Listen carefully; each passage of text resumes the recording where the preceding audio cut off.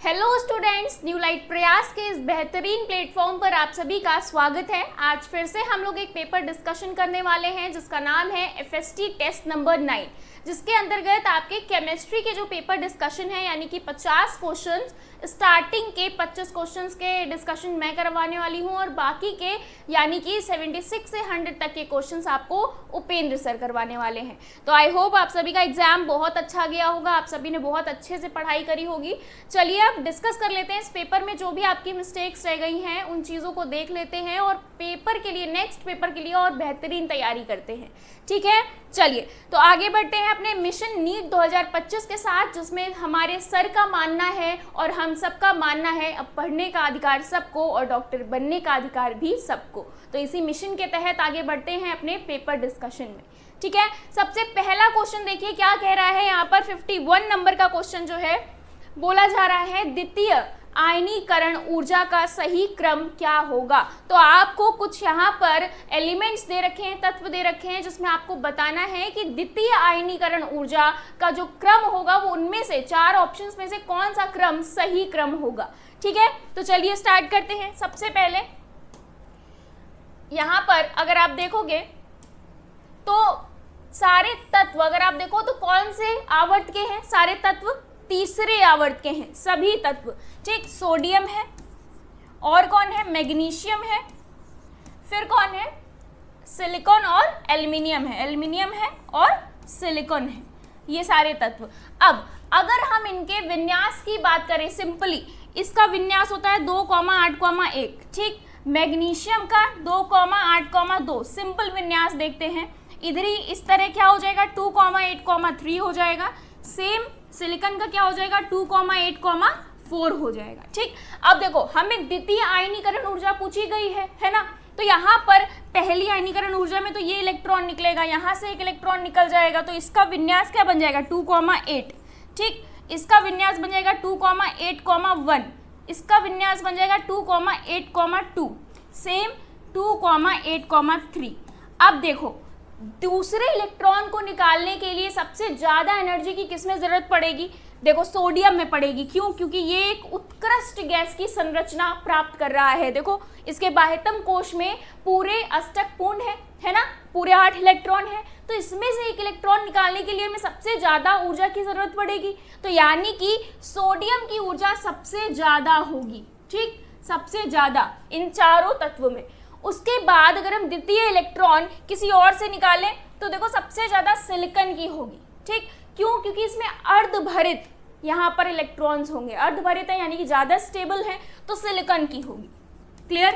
अब उसके बाद अगर आप यहाँ पर देखोगे तो उसके बाद किसकी कम होगी, उसके बाद यहाँ पर 2 इलेक्ट्रॉन है, 1 इलेक्ट्रॉन निकालने के लिए ज्यादा एनर्जी की जरूरत पड़ेगी। यहाँ पर 1 है, वो इलेक्ट्रॉन आसानी से निकल जाएगा, ज्यादा एनर्जी की जरूरत नहीं पड़ेगी। तो मैग्नीशियम की सबसे कम होगी। ठीक है, उससे कम किसकी होगी, एल्युमिनियम की होगी। यहां पर मैग्नीशियम की सबसे कम होगी। ठीक है, फिर एल्युमिनियम की ज्यादा होगी मैग्नीशियम से। क्लियर? तो हमें जो सही क्रम मिल रहा है वो ये मिल रहा है, सबसे ज्यादा सोडियम की होगी क्योंकि ये उत्कृष्ट गैस संरचना प्राप्त कर रहा है। सिलिकॉन किस लिए होगी, क्योंकि अर्धभरित होंगे यहाँ पर जो कक्षक होंगे। उसके बाद एल्युमिनियम, फिर मैग्नीशियम। ठीक है, यहां तक की चीजें सभी को समझ में आ गई, तो क्रम हमारा राइट ये बनेगा। नोट डाउन कर लो। अब ऑप्शंस की बात अगर हम करें तो ऑप्शंस में कौन सा क्रम देखो यहाँ पर द्वितीय आयनीकरण ऊर्जा का सही है। फर्स्ट में अगर आप देखो सोडियम की ज्यादा तो है लेकिन उससे कम मैग्नीशियम की बता रहा है, जो कि गलत है। मैग्नीशियम की तो सबसे कम होगी। ठीक, गलत हो गया। उसके बाद आता है यहाँ पर सेकंड ऑप्शन, ये भी गलत है, ये भी गलत है। फोर्थ ऑप्शन हमारा मैच कर रहा है। देखिए आप, सोडियम की ज्यादा है, फिर सिलिकॉन की है, फिर एल्युमिनियम, फिर मैग्नीशियम, यानी कि फोर्थ ऑप्शन हमारा सही उत्तर होगा। बाकी के ऑप्शंस गलत होते हैं।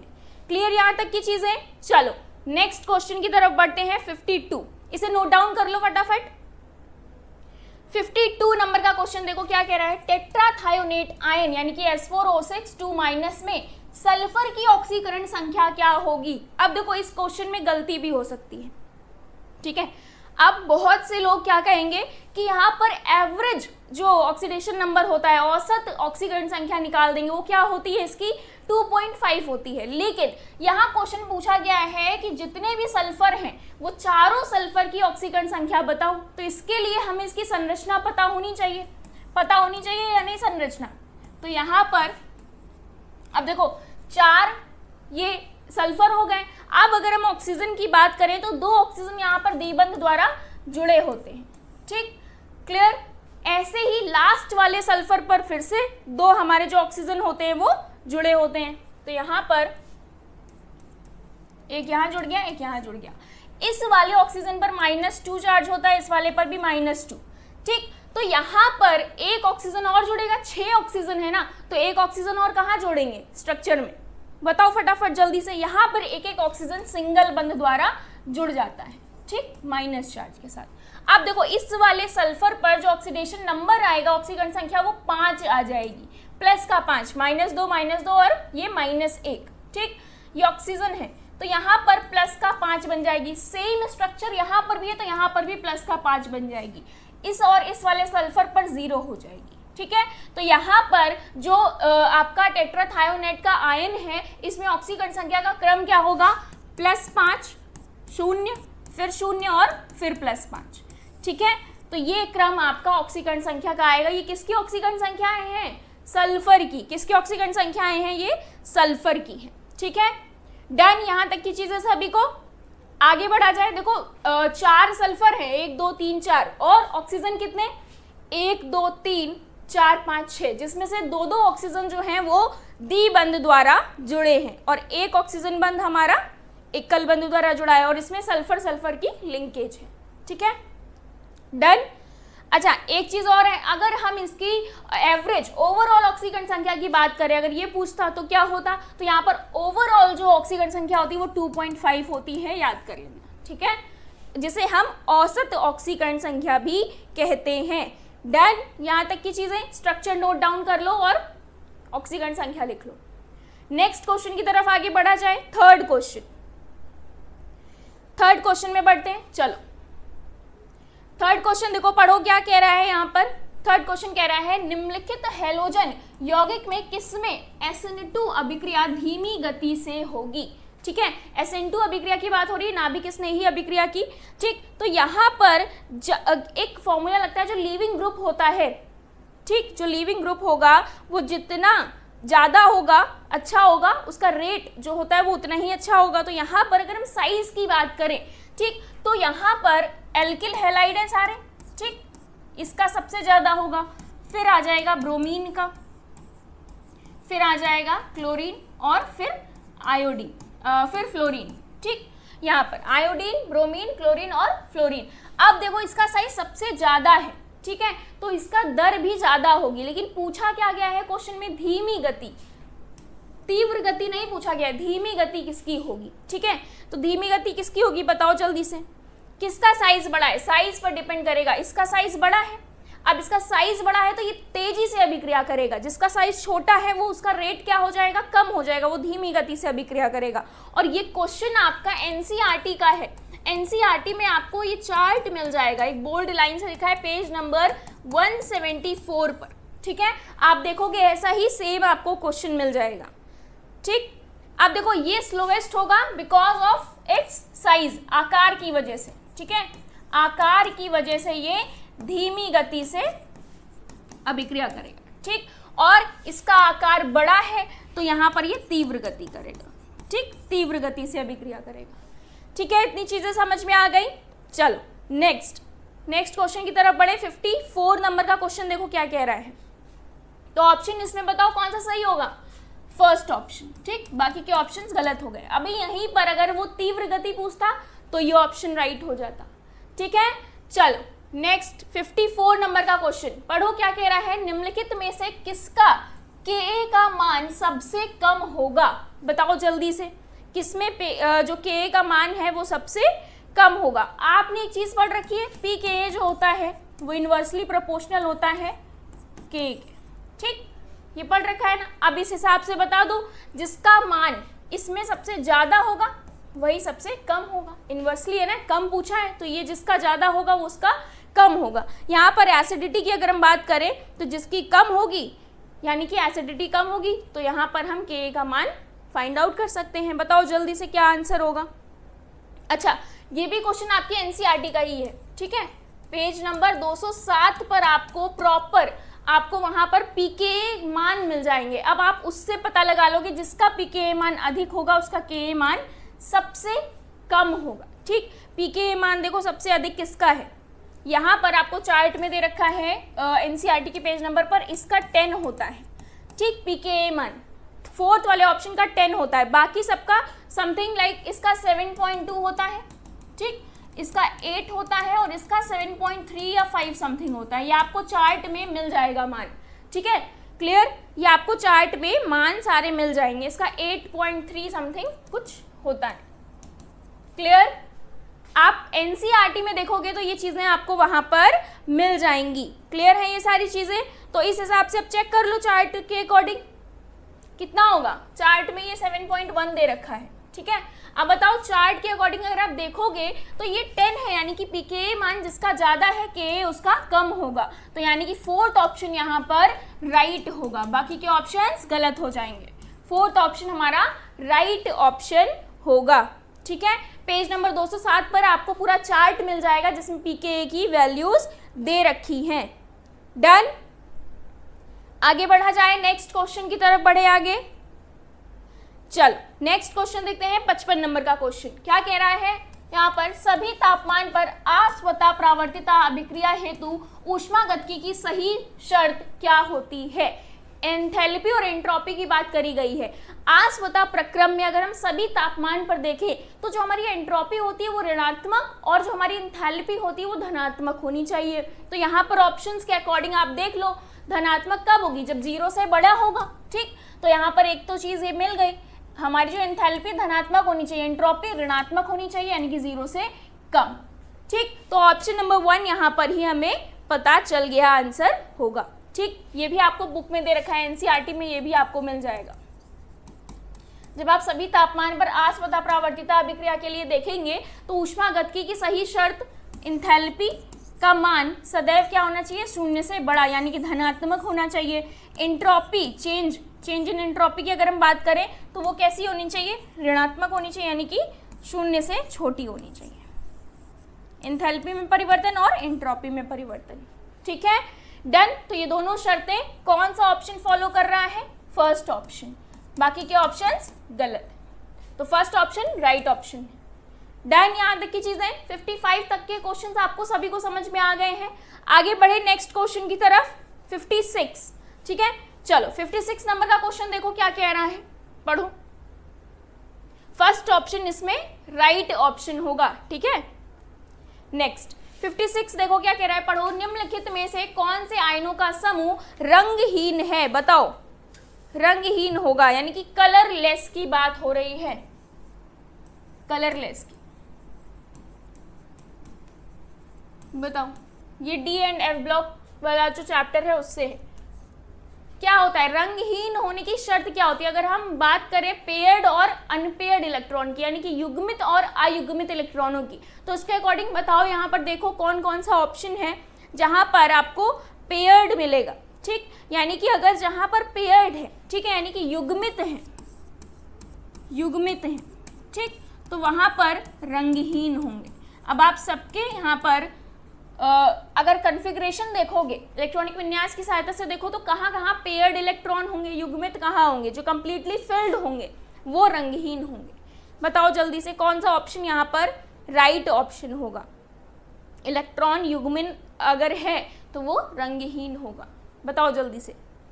थर्ड ऑप्शन, ठीक है, थर्ड ऑप्शन यहाँ पर राइट ऑप्शन हो जाएगा, जिंक में और स्कैंडियम में। बाकी के ऑप्शंस गलत हो जाएंगे। ये जो होंगे ये रंगहीन होंगे। क्यों होंगे, यहाँ पर रीजन क्या बताया अभी, रीजन क्या है इसका, क्योंकि यहाँ पर सभी इलेक्ट्रॉन युग्मित होंगे, ठीक है, इस वाले पेयर के लिए। तो option number third is right option, ठीक है। थर्ड ऑप्शन क्या हो जाएगा, राइट ऑप्शन हो जाएगा। डन, नेक्स्ट 56 नंबर का क्वेश्चन हो गया कंप्लीट। नेक्स्ट क्वेश्चन की तरफ चलें, 57 नंबर का क्वेश्चन, ठीक है।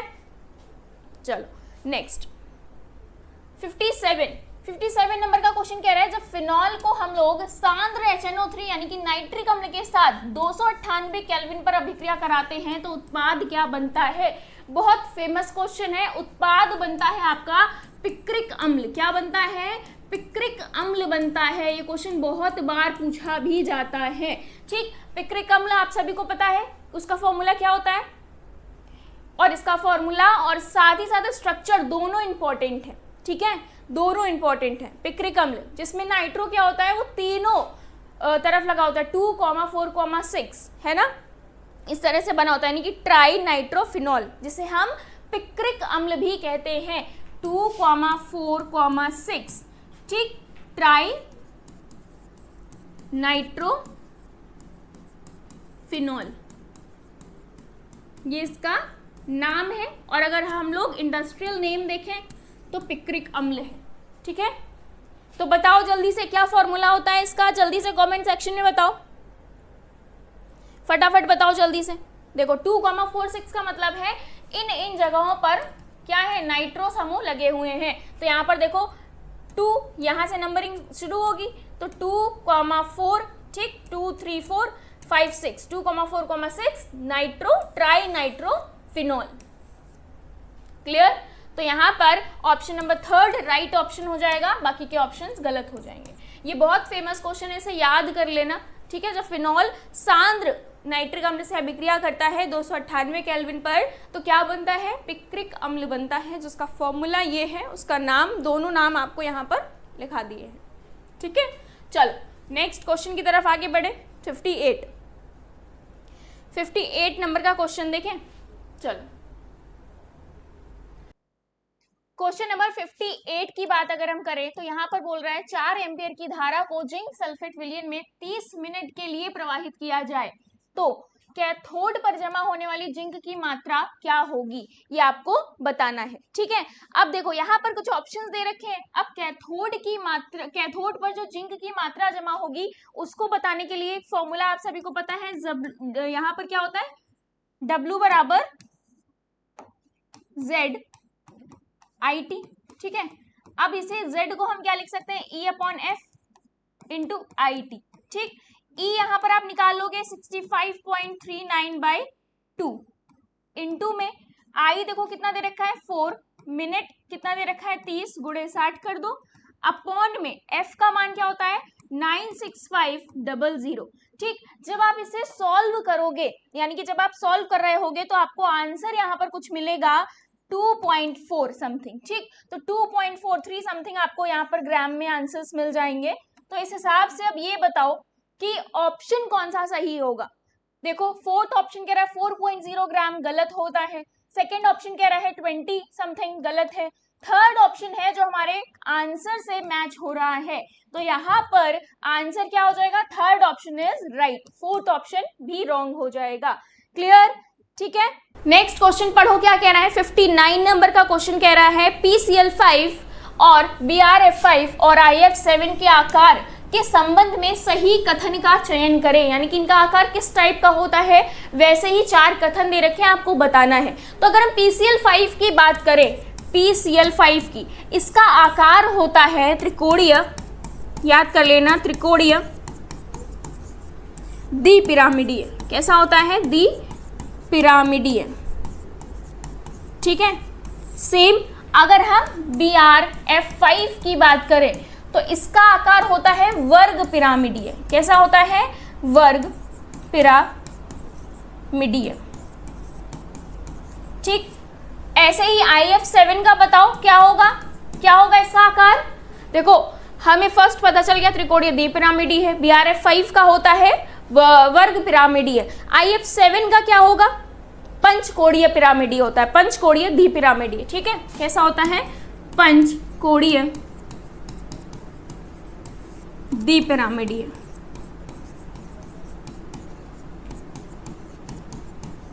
ठीक, तो अब बताओ, अब सही कथन आपको चूज करना, आपको आकार सबके बता दिए गए हैं, अब इनके आधार पर सही ऑप्शन चूज करो, क्या होगा, क्या होना चाहिए सही ऑप्शन, PCl5। अब देखो सभी के पहला कह रहा है ऑप्शन सभी वर्गाकार पिरामिडीय हैं, आपको लग रहा है सभी वर्गाकार पिरामिडीय हैं? नहीं, गलत।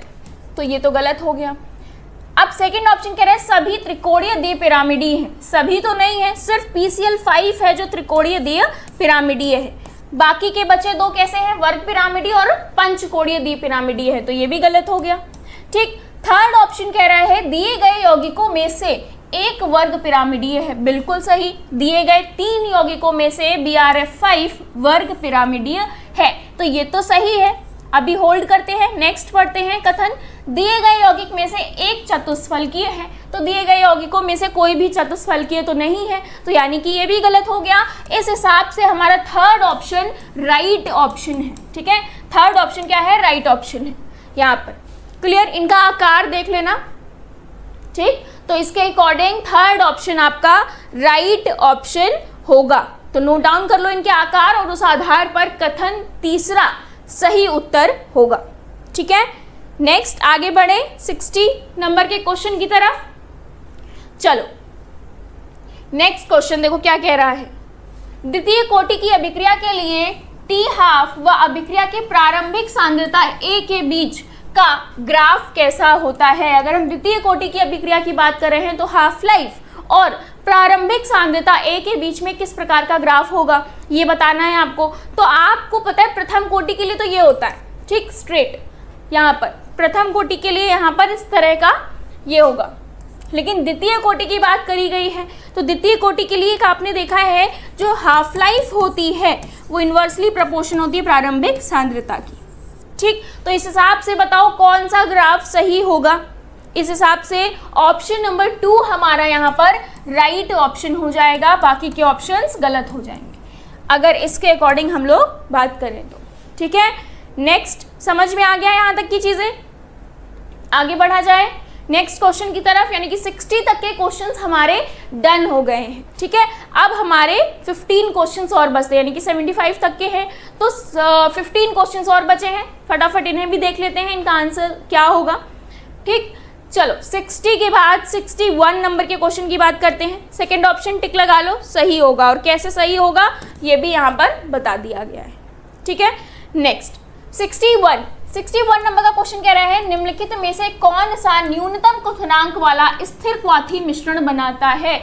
ये क्वेश्चन बहुत पूछा जाता है। ठीक है, राउल्ट के नियम के अनुसार अगर हम बात करें तो विचलन का जो राउल्ट नियम के विचलन के आधार पर ये जो बड़ा धनात्मक विचलन प्रदर्शित करता है वो कौन सा हो जाएगा यहाँ पर? अल्कोहल व जल। ये इसका राइट आंसर हो जाएगा। ठीक है, क्लियर। यहाँ पर अल्कोहल की जो मात्रा होती है 95.5%, ठीक, और जल की आपकी 5% होती है। ठीक, जल की कितनी होती है? 5%। तो अगर हम इसे राउंड ऑफ वैल्यू में लें तो 95% ये होता है प्लस 5% जल। ठीक, तो ऑप्शन नंबर 4 यहाँ पर राइट ऑप्शन हो जाएगा। डन, यहाँ तक की चीजें सभी को क्लियर है? क्लियर। नेक्स्ट 62 नंबर क्वेश्चन की तरफ बढ़ा जाए। 62, चलो देखो क्या कह रहा है 62 नंबर का question. 0.01 molar H2SO4 plus 10 ml 0.01 molar COH whole twice 2 का यहाँ पर अगर हम बात करें यानी कि कैल्शियम हाइड्रोक्साइड का 10 मिलीलीटर में परिणामी मिश्रण के pH की गणना करें। तो अगर आप H2SO4 की बात करो, ठीक, और COH का होल ट्वाइस, इसकी अगर आप बात करो तो देखो यहाँ पर एक चीज क्या है, ये क्या है? प्रबल अम्ल होता है। ठीक है, प्रबल अम्ल है, ये 2H प्लस आयन देगा। ठीक है, अगर यहाँ पर हम बात करेंगे प्रबल क्षार है, ठीक है, यहाँ पर OH भी माइनस के 2 मिलेंगे, यहाँ H+2 मिलेंगे, OH -2 मिलेगा। तो जो परिणामी मिश्रण होगा, ठीक, वो आपका उदासीन हो जाएगा। यहाँ पर जो परिणामी मिश्रण मिलेगा जिसका pH जो होगा वो 7 आ जाएगा। ठीक, दोनों ही प्रबल हैं, दोनों ही प्रबल हैं, तो यहाँ पर न्यूट्रलाइज हो जाएगा यानी कि उदासीनीकरण हो जाएगा। तो pH कितनी होती है उदासीन की? 7। ठीक, तो आंसर क्या हो जाएगा? Third option. बाकी के ऑप्शंस गलत हो जाएंगे। ठीक है, डन, यहाँ तक की चीजें सभी को क्लियर है? नेक्स्ट क्वेश्चन की तरफ बढ़े। 63 नंबर का क्वेश्चन देखो। 63 नंबर का क्वेश्चन क्या कह रहा है, पढ़ो। एक कार्बनिक यौगिक जिसमें केवल कार्बन और हाइड्रोजन है, ठीक है, जिसका मूलानुपाती सूत्र CH2 है। अब ये कह रहा है इस कार्बनिक यौगिक के 1 लीटर का द्रव्यमान और ताप व दाब एक ही अवस्था पर N2 के 1 लीटर के द्रव्यमान के बराबर है। तो अब बोल रहा है इसके लिए कार्बनिक यौगिक जो दिया है उसका अणु सूत्र बताओ, ठीक है। आपको मूलानुपाती सूत्र दे रखा है, इसके लिए आणविक सूत्र बताओ क्या होगा। तो आपको क्या करना है, यहाँ पर क्वेश्चन क्या कह रहा है, देखो यहाँ पर बात हो रही है, आपने फॉर्मूला पढ़ा है, सबसे पहले मोल्स बताओ। यहाँ पर क्या होता है, आणविक द्रव्यमान, ठीक, आणविक द्रव्यमान बटे क्या होता है, मूलानुपाती सूत्र, मूलानुपाती सूत्र द्रव्यमान, ठीक। तो आप बताओ आणविक सूत्र, आणविक द्रव्यमान क्या होगा इसका, 28, ठीक। क्वेश्चन के अकॉर्डिंग 28 हो गया।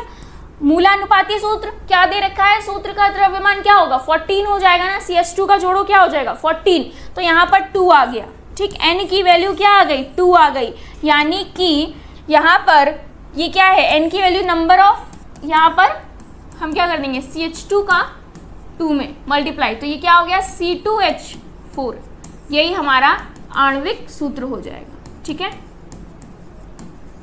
आणविक सूत्र। तो इसके अकॉर्डिंग आंसर क्या हो जाएगा, C2H4, ठीक है, आंसर क्या हो जाएगा, C2H4 हो जाएगा। डन, यहां तक की चीजें सभी को क्लियर है। आगे बढ़े नेक्स्ट क्वेश्चन की तरफ। तो ऑप्शंस बताओ कौन से राइट होंगे, C2H4 यानी कि ऑप्शन नंबर 1 यहाँ पर राइट हो जाएगा, बाकी के ऑप्शंस गलत हैं, ठीक है। नेक्स्ट क्वेश्चन की तरफ आगे बढ़ा जाए। 63 नंबर का क्वेश्चन समझ में आ गया सभी को, ठीक। कुछ नहीं किया, आणविक द्रव्यमान आपको पता है, आणविक द्रव्यमान 28 N2 की बात हो रही है। उसके बाद जो आपको मूलानुपाती सूत्र दे रखा है CH2, उसका द्रव्यमान, तो CH2 का क्या हो जाएगा, ये 12 और 2 14, तो 14 यहाँ पर रख दिया गया, इक्वल टू कर दिया गया, यहाँ पर डिवाइड, तो 14 दूनी 28, ठीक, 2 आ गया। अब उसी 2 को हम अपने मूलानुपाती सूत्र के अनुसार क्या कर लेते हैं, अंदर मल्टीप्लाई करा देते हैं, तो हमें आणविक सूत्र प्राप्त हो जाता है। तो वही किया गया है, तो आंसर हमें क्या मिला आणविक सूत्र में, C2H4 मिला है, ठीक है। डन, यहाँ तक की चीजें। नेक्स्ट क्वेश्चन की तरफ बढ़ा जाए। 64 नंबर का क्वेश्चन क्या कह रहा है, यहाँ पर RCH2OH, ठीक, इसकी रिएक्शन हो रही है जोन्स अभिकर्मक से, जहां पर उत्पाद A बन रहा है, फिर उत्पाद A की फिर रिएक्शन होती है थायनल क्लोराइड से, उसके बाद हमें उत्पाद B प्राप्त होता है, फिर वही फिर रिएक्शन होती है यहाँ पर हाइड्रोजन के साथ और पैलेडियम और BaSO4 की उपस्थिति में, यानी कि यहाँ पर अपचयन होता है, तो हमें कोई उत्पाद C प्राप्त होता है। तो क्वेश्चन कह रहा है कि आपको बताना है यौगिक A क्या प्राप्त होगा, ठीक। तो यहाँ पर ये जो दे रखा है प्राथमिक अल्कोहल दे रखा है RCH2OH, ठीक। जब इसकी रिएक्शन जब हम जोन अभिकर्मक से कराते हैं, ठीक है, जोन्स अभिकर्मक से जब हम इसकी रिएक्शन करवाते हैं, तो हमें यहाँ पर कार्बोक्सिलिक अम्ल प्राप्त होता है, क्योंकि यहाँ पर इस रिएक्शन का ऑक्सीकरण हो जाता है। क्या हो जाता है, ऑक्सीकरण हो जाता है। तो यहाँ पर क्या प्राप्त हो गया, कार्बोक्सिलिक अम्ल। तो उत्पाद A आपको पता चल गया है, ठीक। सिमिलरली अब हम उत्पाद B और C की भी बात कर लेते हैं, ठीक है। तो उत्पाद B और C की अगर आप बात करोगे तो यहाँ पर क्या हो जाएगा, यहाँ पर अब देखो ये जो है उत्पाद A फिर से किसके साथ अभिक्रिया कर रहा है, थायनल क्लोराइड के साथ, CSOCl2 के साथ, ठीक। तो यहाँ पर आपको क्या मिलेगा, जल्दी से बताओ, यहाँ पर आपको क्या मिलेगा। देखो जब थायनल क्लोराइड के साथ अभिक्रिया होती है तो यहाँ पर एसिड क्लोराइड मिल रहा होता है, यानी कि आपको यहाँ पर मिलेगा RCOCl, ठीक। क्लियर है यहाँ तक की चीजें। अब देखो उत्पाद B आपको पता चल गया है, उत्पाद B पता चल गया है, तो अब उत्पाद C भी पता चल जाएगा, क्योंकि वो तो बहुत इजी है, ठीक। तो यहाँ पर नेक्स्ट क्या होगा, ये अभिक्रिया देखो हाइड्रोजन का अपचयन, यहाँ पर अपचयन हो रहा है और पैलेडियम और BaSO4 की उपस्थिति में अभिक्रिया हो रही है। इस अभिक्रिया का एक नाम है, बहुत फेमस अभिक्रिया है। क्या नाम है इस अभिक्रिया का, रोजनमुंड अभिक्रिया, ठीक। इसमें क्या बन रहा है भाई, इसमें बन रहा है, अगर आप देखोगे तो यहाँ पर जो आपको उत्पाद मिलेगा वो एल्डिहाइड मिलेगा, RCHO, ठीक है। तो ये आपको मिल गया क्या, A, B और C, तो तीनों उत्पाद आपको यहाँ पर पता चल गए। क्लियर है यहाँ तक की चीजें? देखो प्राथमिक अल्कोहल का ऑक्सीकरण हुआ जोन सभिकर्मक की उपस्थिति के कारण, तो यहाँ पर कार्बोक्सिलिक अम्ल मिल गया। ठीक, अब वही कार्बोक्सिलिक अम्ल थायोनिल क्लोराइड के साथ अभिक्रिया करके क्या दे रहा है? एसिड क्लोराइड दे रहा है। ठीक है, अब एसिड क्लोराइड की फिर से रिएक्शन करवाई गई जिसका नाम रोजनमुंड अभिक्रिया है। ठीक, तो उसके बाद हमें क्या मिल गया? एल्डिहाइड हमें प्राप्त हो गया। तो अब बताओ क्वेश्चन के अकॉर्डिंग ऑप्शन सिर्फ यौगिक ए की बात कर रहा है, तो यौगिक ए क्या है? कार्बोक्सिलिक अम्ल है। तो आप कार्बोक्सिलिक अम्ल 3 या 4 में से कोई भी एक टिक लगा दो, दोनों सेम है। ठीक है, डन। तो ऑप्शन नंबर यहाँ पर आपका सही होता है 3rd। ठीक है, बाकी के ऑप्शंस गलत हो जाएंगे। बढ़े आगे नेक्स्ट क्वेश्चन की तरफ। 64 नंबर का क्वेश्चन समझ में आ गया सभी को? चलो नेक्स्ट 65 नंबर का क्वेश्चन देखते हैं। ठीक है, 65 नंबर का क्वेश्चन देखो क्या कह रहा है। वे तत्व जो D1 विन्यास दर्शाते हैं आपको बताना है। तो इनमें से कौन से तत्व हैं जो D1 विन्यास दर्शा रहे हैं? ठीक है, सबसे पहले तो तत्व देखो, सारे तत्व लेंथेनाइड श्रेणी के हैं। सारे तत्व जो हैं वो लेंथेनाइड श्रेणी के हैं।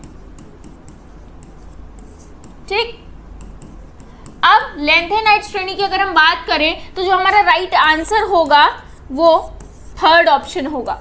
कैसे? देखो ये जो तत्व हैं वो D1 विन्यास दर्शा रहे हैं, तो अगर इसका विन्यास बनाओ क्या हो जाएगा? यहाँ पर इसका विन्यास बनाओ क्या हो जाएगा? 4F।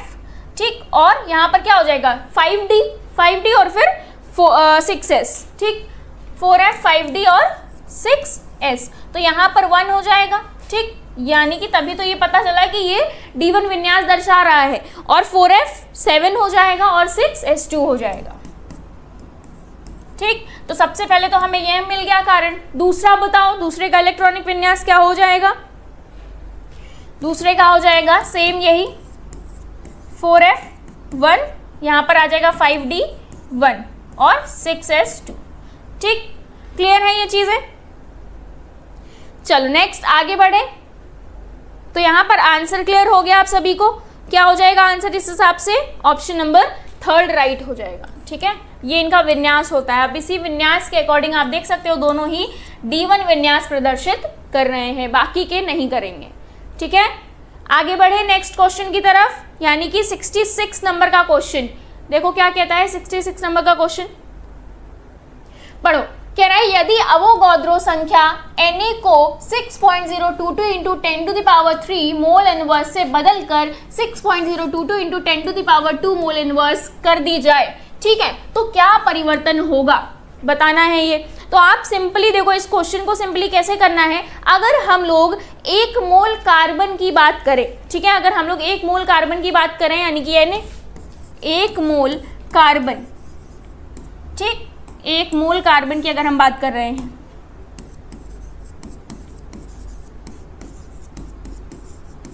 यानी कि सीधे सभी को पता है Na का मान क्या 6.022 इंटू 10⁻23, ठीक, ये तो क्लियर है। अब अगर हम लोग यहीं पर कार्बन के इतने एटम्स की बात करें, यानी कि 6.022 इंटू 10⁻20, ठीक, तो कार्बन के 6.22 गुणे 10⁻20 परमाणु की बात करें, तो इसमें क्या हो जाएगा फिर, इसके लिए क्या हो जाएगा बताओ। यहाँ पर 12 बटे अवोगाद्रो संख्या और इतने परमाणुओं के लिए, तो 12 बटे 6.2 0.22 इंटू 10⁻23 कितने परमाणुओं के लिए, यहाँ पर 6.022 इंटू 10⁻20 के लिए। अब इसको सॉल्व कर लो तो यहाँ पर आपको पता चल जाएगा, आंसर कुछ आ जाएगा। तो यहाँ पर मेनली मकसद ये था आपको दिखाने का कि जो अवोगाद्रो संख्या में अगर हम चेंज करेंगे तो वहाँ पर परिवर्तन क्या होगा, 1 मोल कार्बन के द्रव्यमान में परिवर्तन आ जाएगा। किस में परिवर्तन आ जाएगा, 1 मोल कार्बन के द्रव्यमान में परिवर्तन आ जाएगा। ये 4th है, ठीक है, 4th ऑप्शन यहाँ पर राइट होगा। क्लियर? तो आंसर कौन सा सही हो गया आपका, 4th ऑप्शन 66 का। ठीक, नेक्स्ट क्वेश्चन 67 नंबर का क्वेश्चन देखो क्या कह रहा है। यहाँ पर अभिक्रिया कराई जा रही है क्षारीय माध्यम में, KMnO4 है ना, KMnO4 की अभिक्रिया कराई जा रही है। तो जब KMnO4 की अभिक्रिया KMnO4 से अभिक्रिया कराते हैं तो यहाँ पर उत्पाद A बोल रहा है देना है। क्या होगा उत्पाद A, यहाँ पर आपको बेंजोइक अम्ल मिलेगा। यहाँ पर जो आंसर आपको मिलेगा बेंजोइक अम्ल मिलेगा। ठीक, कैसे मिलेगा? देखो ये एक इंटरमीडिएट अभिक्रिया है, ठीक है। अब देखो इसमें क्या होगा, सबसे पहले आपको कुछ अलग अभिक्रिया मिलेगी, उसके बाद आपको इसका हाइड्रोलाइसिस कराना पड़ेगा, तब जाकर आपको बेंजोइक अम्ल यहाँ पर प्राप्त होगा। ऑप्शन नंबर 2 यहाँ पर राइट होगा। ठीक है, तो अगर हम यहाँ पर अभिक्रिया की बात भी करें तो क्या हो जाएगा, देखो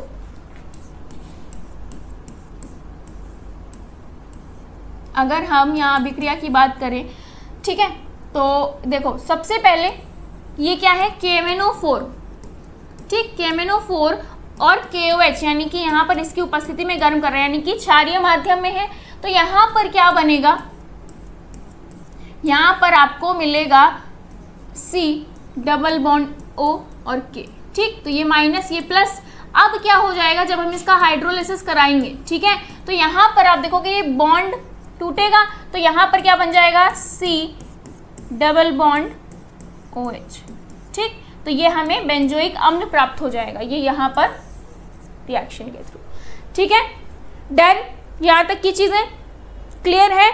चलो, हाइड्रोलाइसिस के बाद हमें बेंजोइक अम्ल प्राप्त हो जाएगा। तो आंसर बताओ फिर कौन सा आंसर ठीक होगा, ऑप्शन नंबर 2, बाकी तो यहाँ पर कोई भी ऑप्शन नहीं लग रहे हैं। ठीक, क्षारीय माध्यम में ये अभिक्रिया होती है। डन, नेक्स्ट क्वेश्चन 68 नंबर का क्वेश्चन देखो क्या कह रहा है।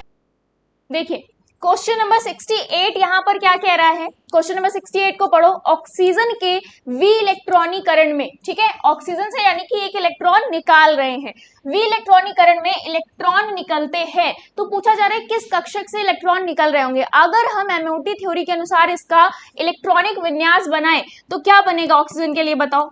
Sigma 1s2, sigma star 1s2 और सिग्मा 2s यहां पर आ जाएगा, ठीक, 2 सिग्मा स्टार 2s। अब इसके बाद आएगा सिग्मा 2pz2, फिर क्या आएगा, पाई, यहां पर 2px और यहां पर 2, फिर इसी तरह यहां पर पाई 2py2, ठीक। अब इनका एंटी बॉन्डिंग में सिग्मा पाई स्टार 2px2 और पाई यहाँ पर स्टार 2p, ये हो जाएगा 2py,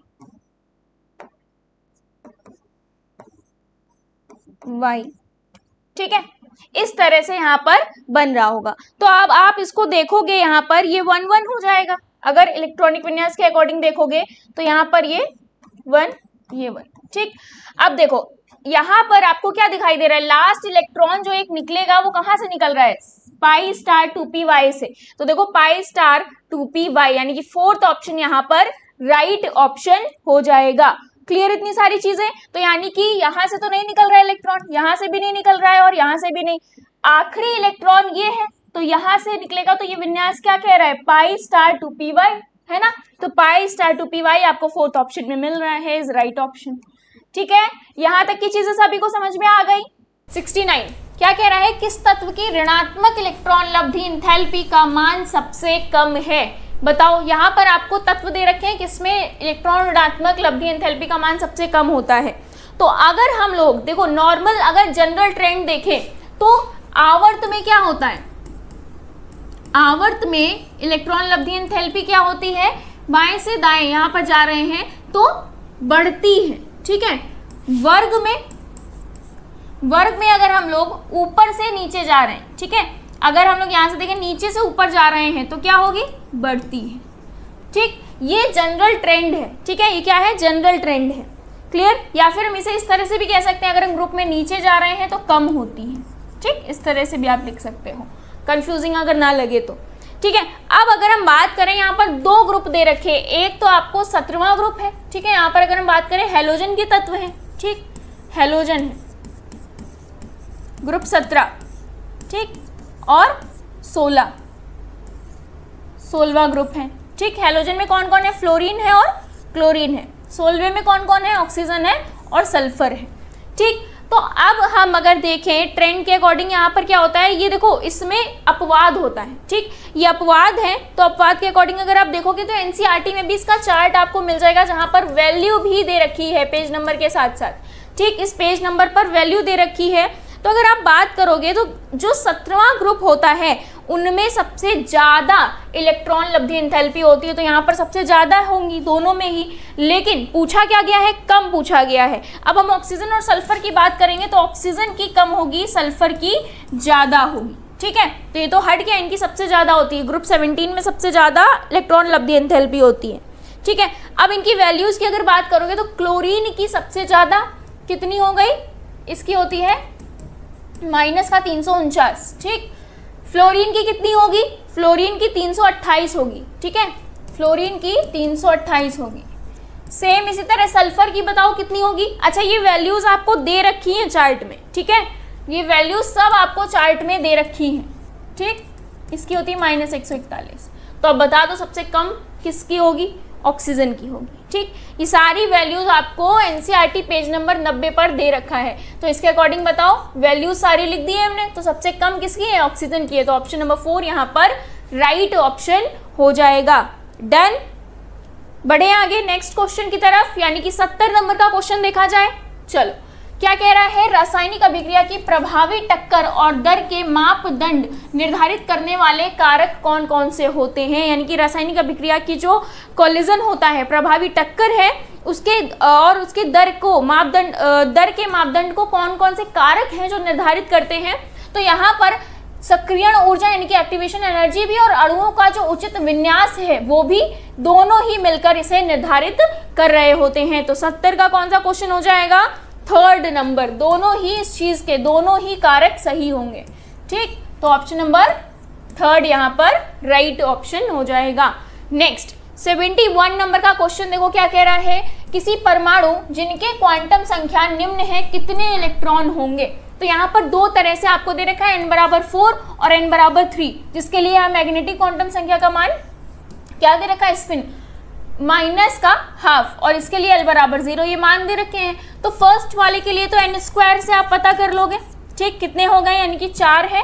तो यहाँ पर 4 का स्क्वायर 16 आ गया, ठीक, क्लियर। अब सेकंड वाले के लिए देखो, अगर हम ऑप्शंस की बात करें तो ये ऑप्शन और ये ऑप्शन कट गए, क्योंकि 16 सिर्फ 2 ही ऑप्शन में है। नेक्स्ट के लिए अगर हम देखें तो n = 3 और l बराबर क्या है, s होता है, तो s में मैक्सिमम कितने होंगे, 2, ठीक है। तो इस हिसाब से दूसरे वाले का आंसर क्या हो जाएगा, 2। तो यानी कि ये वाला ऑप्शन कट गया, 4th ऑप्शन राइट हो जाएगा, बाकी के ऑप्शंस गलत हैं, ठीक है। तो 4th ऑप्शन यहाँ पर राइट ऑप्शन हो जाएगा। यहाँ तक की चीजें क्लियर हैं सभी को। नेक्स्ट 72 नंबर का क्वेश्चन देखते हैं। 72 नंबर का क्वेश्चन कह रहा है, बेंजीन डाइअजोनियम क्लोराइड को गर्म जल में अभिक्रिया कराने पर मुख्यतः क्या प्राप्त होता है। तो ये आपको बताना है, बहुत इंपॉर्टेंट है ये, ठीक है। आंसर पता है, फिनॉल प्राप्त होता है। क्या प्राप्त होता है, फिनॉल। अब देखो यहाँ पर जो बेंजीन डाइअजोनियम है उसका स्ट्रक्चर, बेंजीन डाइअजोनियम जो यहाँ पर है, ठीक, बेंजीन डाइअजोनियम अगर बनेगा यहाँ पर, तो उसके बाद आपको रिएक्शन किससे करानी है, यहाँ पर गर्म जल के साथ, यानी कि गर्म जल, ठीक है। अब देखो यहाँ पर क्या होता है, जब ये रिएक्शन हो रही है ना, इस रिएक्शन में अगर हम देखें तो जब गर्म जल से इसकी अभिक्रिया कराते हैं तो यहाँ पर बॉन्ड ब्रेक होता है, तो हमें नाइट्रोजन मिलता है, नाइट्रोजन गैस, और HCl बन जाता है। क्या बनता है, HCl। अब बचा हुआ जो है वो बनता है क्या, फिनॉल, ठीक, फिनॉल बन जाता है, ठीक है। तो आंसर क्या हो जाएगा इस हिसाब से हमारा, फिनॉल। क्लियर यहाँ तक की चीजें सभी को। नाइट्रोजन गैस निकलती है और HCl हमें मिलता है इस रिएक्शन में, और क्या बनेगा, फिनॉल बन जाएगा। तो बेंजीन डाइअजोनियम की जब हम, बेंजीन डाइअजोनियम क्लोराइड को जब हम गर्म जल में अभिक्रिया कराते हैं तो हमें मुख्यतः क्या प्राप्त हो रहा है, फिनॉल प्राप्त हो रहा है। क्या प्राप्त हो रहा है, फिनॉल, ठीक है। तो आंसर 3rd यहाँ पर राइट हो जाएगा, बाकी के ऑप्शंस गलत हो जाएंगे। क्लियर है यहाँ तक की चीजें। नेक्स्ट क्वेश्चन देखें, 73 नंबर के क्वेश्चन की तरफ बढ़ा जाए। चलो नेक्स्ट क्वेश्चन देखो क्या कह रहा है, इसे नोट डाउन कर लो इस अभिक्रिया को फटाफट। 73 नंबर का क्वेश्चन बोल रहा है निम्नलिखित में से कौन सी अभिक्रिया नाभिक स्नेही प्रतिस्थापन अभिक्रिया दर्शाएगी।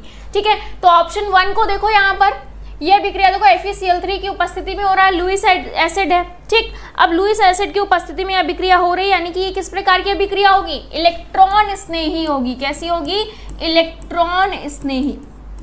ठीक, इलेक्ट्रॉन स्नेही प्रतिस्थापन अभिक्रिया, तो ये तो हमारा ऑप्शन नहीं होगा।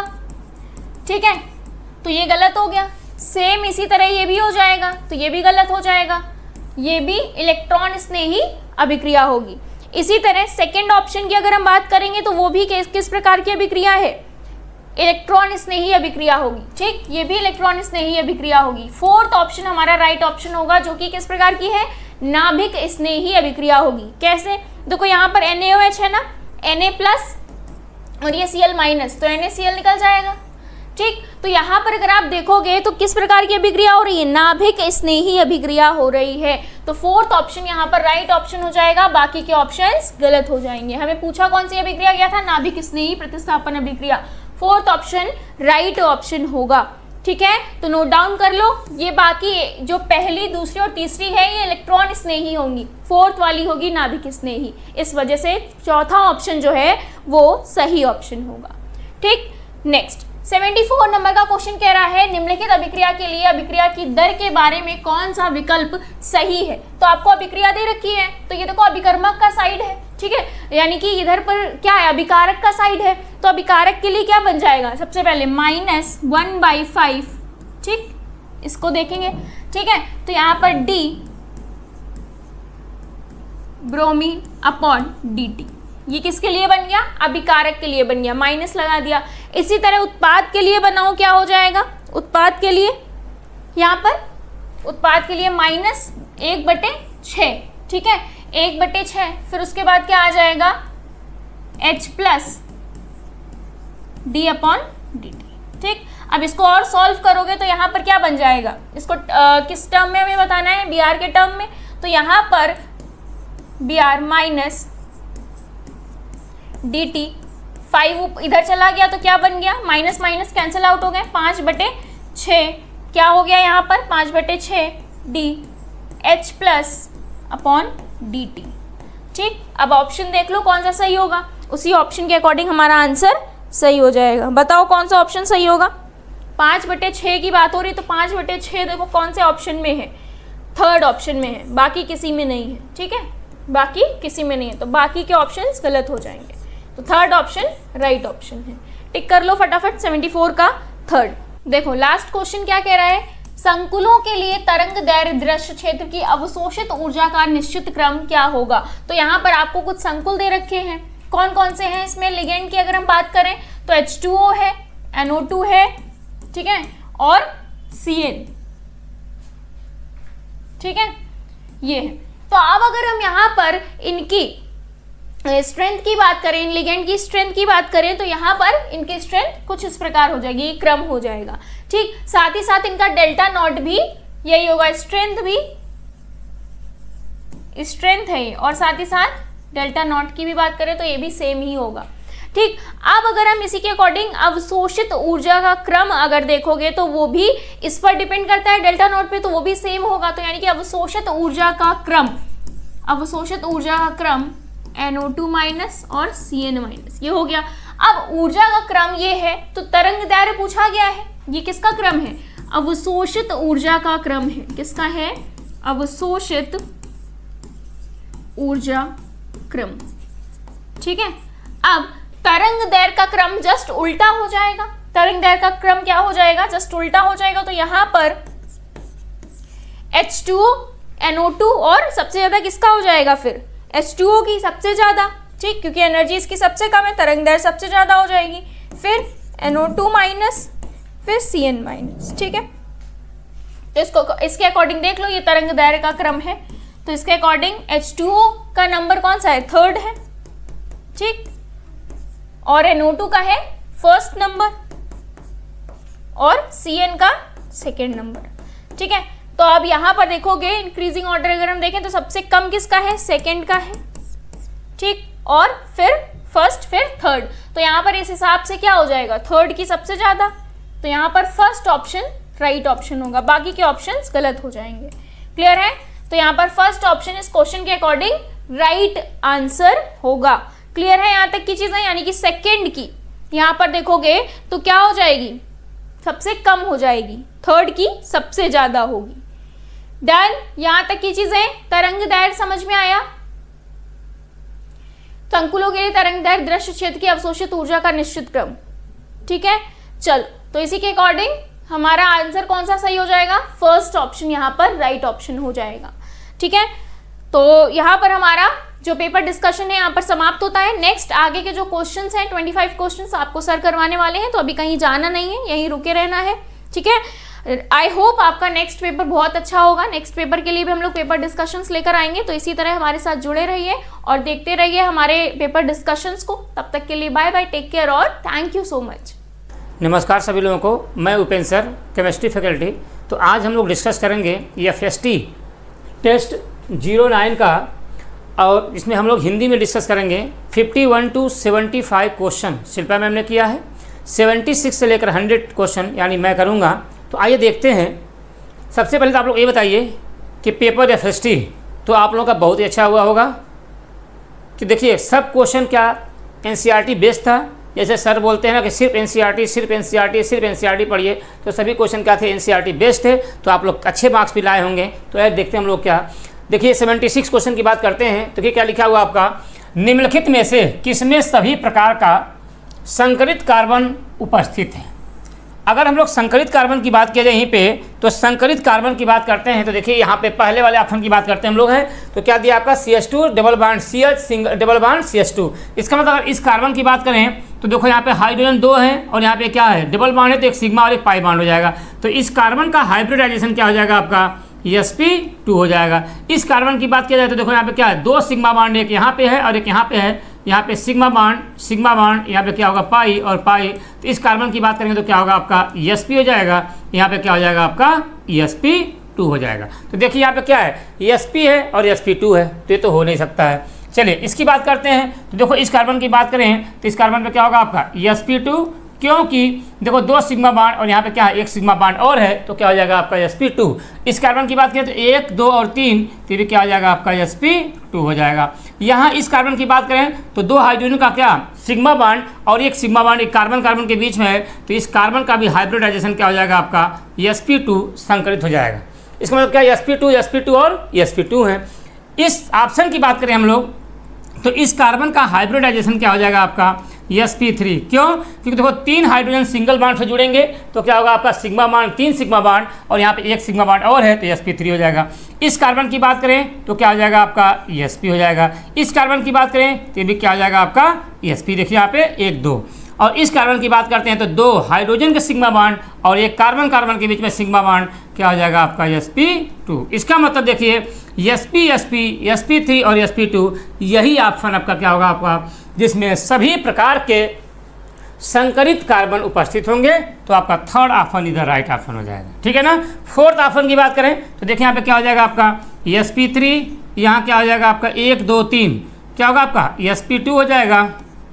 यहाँ बात करें तो 1, 2 और 3, यहाँ पे क्या हो जाएगा आपका sp2 हो जाएगा। यहाँ पे क्या होगा 2, 1, 3 और 1, 4, तो क्या होगा यहाँ पर sp3 हो जाएगा। तो देखिए यहाँ पे sp2 और sp3 है, तो क्या होगा ऑप्शन थर्ड इधर राइट आंसर हो जाएगा। ठीक है ना। चलिए अब हम लोग बात करते हैं 77 की। देखिए 77 की बात करें तो क्या लिखा हुआ, 1 ग्राम परमाणु कार्बन को 0.5 ग्राम ऑक्सीजन अणु के साथ जलाया जाता है तो बनी हुई CO2 की मात्रा क्या होगी, कितने CO2 बनेंगे। इसका मतलब देखिए C+O2 से क्या बन जाएगा आपका CO2 बन जाएगा। ठीक है ना। अब देखिए यहाँ 1 ग्राम कार्बन है, इसका मतलब 1 ग्राम कार्बन है, 1 ग्राम कार्बन है, 0.5 ग्राम ऑक्सीजन है, 0.5 ग्राम क्या है आपका ऑक्सीजन है। तो पूछ रहा है इसका कितना ग्राम होगा, बनी हुई CO2 की मात्रा, मतलब वेट भार कितना होगा। हम जानते हैं, देखिए अगर इस रिएक्शन की बात करें तो आप भी जानते हैं कि देखिए यहाँ पे इसके 1 मोल के लिए, यहाँ पे 1 मोल है तो इसका 1 मोल हो जाएगा, यहाँ पर क्या हो जाएगा आपका 1 मोल हो जाएगा। यहाँ पर भी क्या होगा आपका 1 मोल हो जाएगा। इसका मतलब क्या बोल सकते हैं हम लोग हैं, 1 मोल किसके लिए, अब इन दोनों में बात करें हम लोग क्या, 1 मोल कार्बन 1 मोल ऑक्सीजन से क्या बन जाएगा आपका, 1 ही मोल क्या बनेगा आपका CO2 गैस बन जाएगी। अब इन दोनों में लिमिटिंग रिएजेंट कौन सा होगा, तो आप जानते हैं कैसे निकालेंगे, मोल इज इक्वल टू क्या होगा आपका वेट अपान मॉलिक्यूलर वेट, तो 1 अपान यहाँ पे 12 हो जाएगा, और यहाँ बात करेंगे क्या आपका 0.5 डिवाइड बाई क्या होगा आपका 32 हो जाएगा। तो देखिए इसमें वैल्यू सबसे कम कौन सी आ जाएगी आपकी, देखिए कौन सी होगी आपकी यहाँ पे, यही वैल्यू O2 होगी, और यही हमारा क्या हो जाएगा आपका लिमिटिंग रिएजेंट हो जाएगा, जिसको हम लोग क्या बोलते हैं सीमांत अभिकारक, क्या बोलते हैं सीमांत अभिकारक बोलते हैं। और इसी से हमारा प्रोडक्ट डिसाइड होगा कि कितना मोल या कितना ग्राम इसके बनेंगे। तो हम जानते हैं क्या 1 मोल O2 से क्या बन जा रहा है आपका 1 मोल CO2 बन जाएगा। इसका मतलब बोल दें क्या हम लोग यहीं पे 0.5 मोल, यहाँ देखिए एक अलसी 1 मोल 1 ग्राम के बराबर हो जाएगा। इसका मतलब क्या बोल सकते हैं हम लोग 0.5 ग्राम क्या O2 क्या होगा आपका 0.5 ग्राम CO2 के बराबर हो जाएगा। तो यही आपका क्या हो जाएगा आपका करेक्ट आंसर हो जाएगा। इसका मतलब वेट क्या हो जाएगा आपका 0.5 ग्राम, इसका क्या हो जाएगा वेट इज इक्वल टू क्या बोलेंगे 0.5 या बोल देंगे हम लोग 1/2 क्या हो जाएगा आपका मोल हो जाएगा। इसका मतलब हम लोग बोल सकते हैं क्या 1 मोल 1 ग्राम के बराबर होगा, तो हम लोग ये बोल सकते हैं क्या 0.5 मोल O2 इज इक्वल टू क्या होगा 0.5 मोल क्या हो जाएगा आपका CO2 हो जाएगा। ठीक है ना, तो ऑप्शन कौन सा हो जाएगा आपका first is the right answer हो जाएगा 0.5 मोल। ठीक है, बात करते हैं हम लोग हैं 78 की। देखिए 78 में क्या पूछा गया आपसे है, पूछा गया है कि डाइक्रोमेट आयन नारंगी रंग के होने का कारण है, डाइक्रोमेट आयन नारंगी रंग के होने का कारण है, बताइए आवेश स्थानांतरण, DD संक्रमण, दोनों और कोई नहीं। जल्दी से आंसर दीजिए आप लोग क्या होगा। याद रखिएगा डाइक्रोमेट की बात करेंगे हम लोग यहाँ पर, डाइक्रोमेट आयन क्या ऑरेंज कलर का कब होता है, जब क्या होता है चार्ज ट्रांसफर होता है, हम लोग क्या बोलते हैं आवेश स्थानांतरण होगा। क्या होगा आपका आवेश स्थानांतरण हो जाएगा। तो यहाँ पे क्या होगा आपका first is the right answer हो जाएगा। ये डी ब्लॉक का क्वेश्चन है, आपको इसको लर्न करना है। ठीक है, चलिए बात करते हैं हम लोग हैं 79 में क्या दिया देखिएगा, लिखा हुआ आपका निम्नलिखित किन यौगिकों के लिए जेल्डाल विधि का प्रयोग नहीं करते हैं। तो देखिए जेल्डाल विधि की हम लोग बात करें तो याद रखिएगा नाइट्रो कंपाउंड, एजो कंपाउंड और बेंजीन रिंग में के अंदर अगर नाइट्रोजन जुड़ा हुआ है उसके लिए जेल्डाल विधि का हम लोग क्या करते हैं प्रयोग नहीं करते हैं। तो देखिए यहाँ पे क्या है नाइट्रो ग्रुप है, एजो कंपाउंड है, और देखो यहाँ पे बेंजीन क्या बोलते हैं रिंग के साथ नाइट्रोजन जुड़ जाएगा। इसका मतलब क्या बोलेंगे अगर रिंग के साथ क्या जुड़ जाए आपका नाइट्रोजन जुड़ जाए इसमें, तो क्या होगा आपका इन तीनों की बात करेंगे जिसमें क्या होगा आपका जेल्डाल विधि का प्रयोग हम लोग नहीं करेंगे। ठीक है ना, तो क्या होगा आपका fourth is the right answer हो जाएगा। चलिए अब हम लोग बात करते हैं 80 क्वेश्चन की बात करें। देखिए क्या लिखा होगा निम्नलिखित में से कौन सा गलत है, कौन सा गलत होगा आपका, कौन सा क्या ऑप्शन गलत हो जाएगा आपका। देखिए विटामिन B1 की कमी, विटामिन B1 का नाम क्या होता है बताइए थियामीन होता है, और उसकी कमी से कौन सा रोग होता है बेरी। कौन सा रोग होता है बेरी होता है। विटामिन B12 की बात करें तो देखिए विटामिन B12 का नाम क्या होता है पर्नीशियस एनीमिया बोलते हैं, और इसकी कमी से क्या होता है हानिकारक रक्त की कमी हो जाती है। क्या होती है हानिकारक रक्त की कमी हो जाती है। तो आपका ऑप्शन क्या है दोनों सही हैं। अब बात करते हैं क्या राइबोफ्लेविन। तो राइबोफ्लेविन की बात की जाए तो राइबोफ्लेविन विटामिन B2 को हम लोग बोलते हैं, किसको बोलते हैं विटामिन B2 को बोलते हैं। और विटामिन B2 क्या होता है आपका विटामिन B2 को राइबोफ्लेविन बोल देंगे, और इसकी कमी से कौन सा रोग होता है ऐठन नहीं होता है, कौन सा रोग होता है चिलोसिस। क्या बोलते हैं हम लोग हैं चिलोसिस रोग होता है। तो यही क्या हो जाएगा आपका गलत हो जाएगा। देखिए पायरिडॉक्सिन की बात करेंगे तो पायरिडॉक्सिन क्या होता है विटामिन B6 की कमी से होता है। विटामिन B6 की क्या बोलते हैं हम लोग पायरिडॉक्सिन बोलते हैं, और इसकी कमी से क्या होता है आपका ऐठन होता है। क्या बोलेंगे विटामिन B6 का नाम क्या होता है पायरिडॉक्सिन, और इसकी कमी से कौन सा रोग होता है ऐठन रोग होता है। ठीक है ना, तो क्या हो जाएगा आपका गलत आपसे पूछा गया है, तो आपका क्या हो जाएगा आपका थर्ड इज द क्या होगा यहाँ पे राइट आंसर, जो कि क्या होगा आपका गलत है। क्या होना चाहिए आपका चिलोसिस। ठीक है, चलिए अब हम लोग बात करते हैं 81 की। देखिए क्या लिखा हुआ आपका 81 में, CONH3 6 बड़े ब्रैकेट बंद Cl3 में द्वितीय संयोजकता क्या होती है। याद रखिएगा, हम लोग बात करेंगे प्राइमरी संयोजकता, तो क्या होता है आपका ऑक्सीडेशन नंबर होता है, ऑक्सीकरण संख्या होती है। और द्वितीयक संयोजकता की बात करेंगे तो क्या होता है आपका कोऑर्डिनेशन नंबर होता है। इसका मतलब सेंट्रल मेटल से जितने लिगेंड्स जुड़े होते हैं वही उसका क्या होता है, द्वितीयक या द्वितीय संयोजकता होती है। तो यहाँ पर देखिए कितने लिगेंड्स जुड़े हुए हैं, 6 लिगेंड जुड़े हुए हैं, तो इसकी संयोजकता कितनी हो जाएगी आपकी, 6 हो जाएगी। Third is the right answer हो जाएगा। याद रखिएगा क्या बोलेंगे हम लोग, प्रथम संयोजकता की बात किया जाए तो क्या होता है आपका ऑक्सीडेशन नंबर, ऑक्सीकरण संख्या,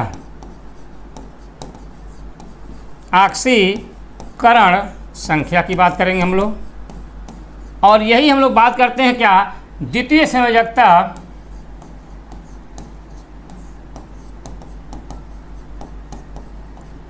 द्वितीय संयोजकता की बात करेंगे तो क्या होता है आपका, जितने लिगेंड जुड़े होंगे तो क्या बोलेंगे हम लोग, लिगेंड्स के नंबर, या बोलते हैं हम लोग क्या, कोऑर्डिनेशन नंबर, लिगेंड्स,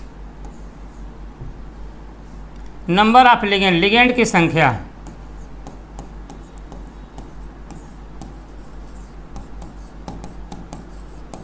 जो सेंट्रल मेटल एटम से क्या होते हैं आपके जुड़े हुए होंगे। तो द्वितीय संयोजकता की बात करेंगे तो जितने नंबर ऑफ लिगेंड्स जुड़े हैं सेंट्रल मेटल एटम से वही क्या हो जाएगा आपका द्वितीयक संयोजकता हो जाएगी। ठीक है, चलिए अब बात करते हैं हम लोग हैं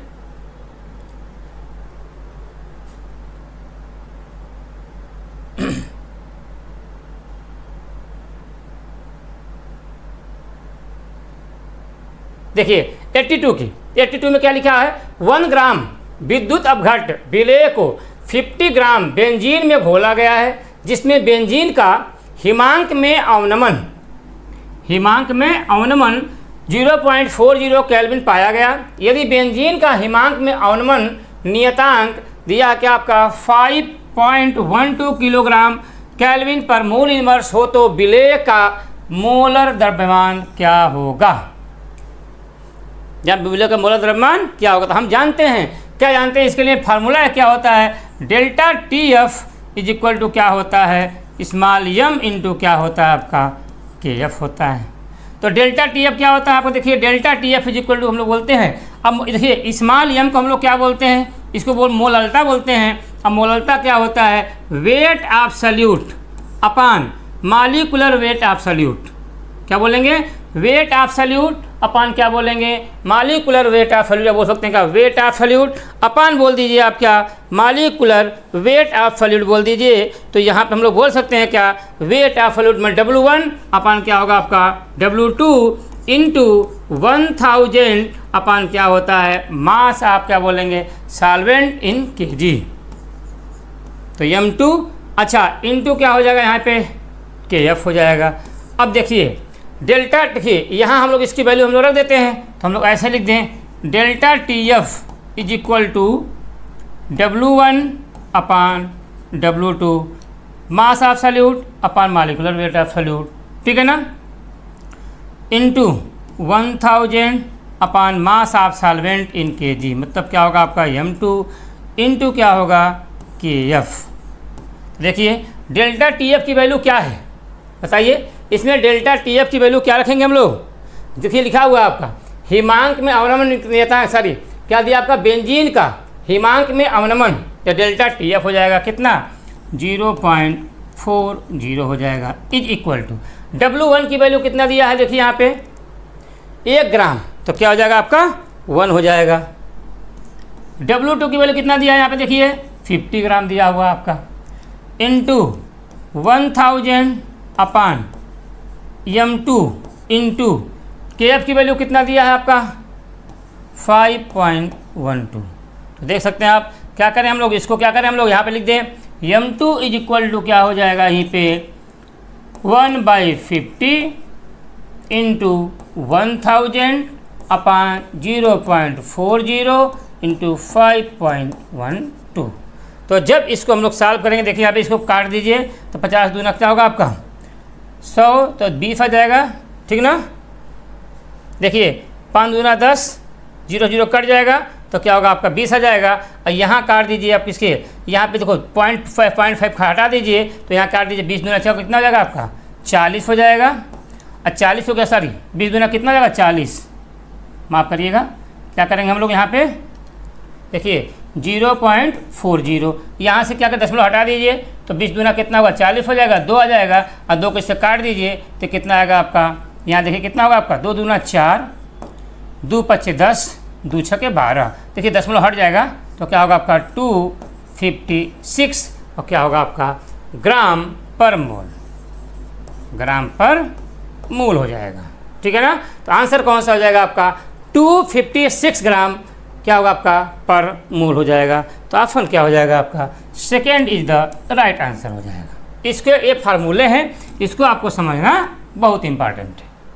ठीक है, चलिए बात करते हैं हम लोग 83 की। देखिए क्या दिया होगा, CH3 का होल ट्वाइस CH2 CH3 का मोनोक्लोरो क्लोरीनीकरण करने पर कितने मुक्त मूलक मोनोक्लोरो उत्पाद बनेंगे। इसका मतलब क्या क्वेश्चन पूछा गया है। सबसे पहले इसका हम लोग स्ट्रक्चर बना लें। CH3 CH, यहाँ पर CH3, यहाँ पर CH2 और क्या होगा आपका CH3। जब इसकी हम लोग देखो Cl2 के साथ रिएक्शन करा दें, किसके साथ Cl2 के साथ रिएक्शन कराएंगे तो पूछ रहा है कितने स्ट्रक्चर पॉसिबल होंगे, कितने मुक्त मूलक मोनोक्लोरो उत्पाद बनेंगे।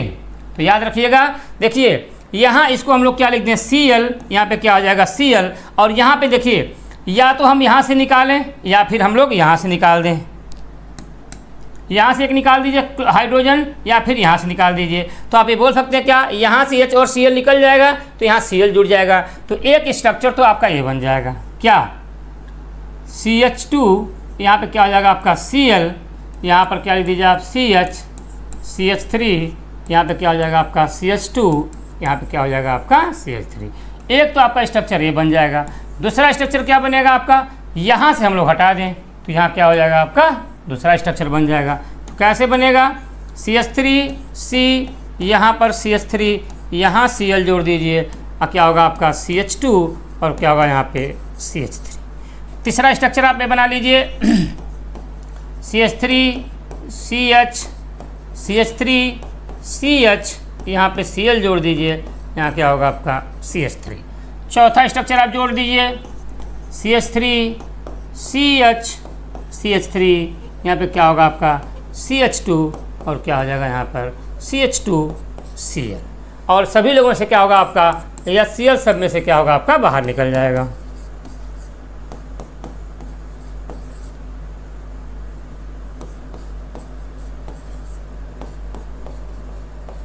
तो आप ये बोल सकते हैं जो कितने स्ट्रक्चर पॉसिबल होंगे। देखिए यहाँ पे 1 2 3 4 स्ट्रक्चर पॉसिबल होंगे और इसका नाम क्या हो जाएगा बताइए 1 क्लोरो, क्या बोलते हो नंबर यही से हो जाएगा आपका 1 2 3 4, तो क्या बोलेंगे 1 क्लोरो 2 मिथाइल ब्यूटेन हो जाएगा। यहाँ बोलेंगे 2 क्लोरो 2 मिथाइल ब्यूटेन हो जाएगा। यहाँ बोलेंगे क्या हम लोग देखिए नंबरिंग क्या होगा आपका, यहाँ पे देखिए यहाँ बोल देगा 1 2 3 तो क्या होगा आपका 1 2, तो क्या बोलेंगे 2 chloro 3 methyl, 2 chloro 3 methyl butane, यहाँ पे क्या हो जाएगा आपका 1 क्लोरो 3 मिथाइल ब्यूटेन। मतलब 4 स्ट्रक्चर पॉसिबल होंगे तो क्या होगा आपका यहाँ पे जुड़ जाएगा एक क्लोरीन 3 और चौथा आपका यहाँ पे जुड़ जाएगा, तो 4 स्ट्रक्चर यहाँ पे पॉसिबल होंगे, 4 मोनोक्लोरो उत्पाद बनेंगे। ठीक है, चलिए बात करते हैं हम लोग हैं 84 की। देखिए क्या लिखा हुआ है, सोडियम सल्फेट के तनु जलीय विलयन का प्लेटिनम इलेक्ट्रोड की उपस्थिति में विद्युत अपघटन कराने पर एनोड और कैथोड पर बनने वाला उत्पाद होगा। तो देखिए अगर हम लोग H2SO4 की बात करें, सॉरी Na2SO4 सोडियम सल्फेट की Na2SO4, अगर इसको हम लोग डिसोसिएट करेंगे तो क्या होगा आपका 2Na प्लस क्या बन जाएगा आपका SO4-2। हम जानते हैं कि अगर हम लोग यही बात करें कैथोड की,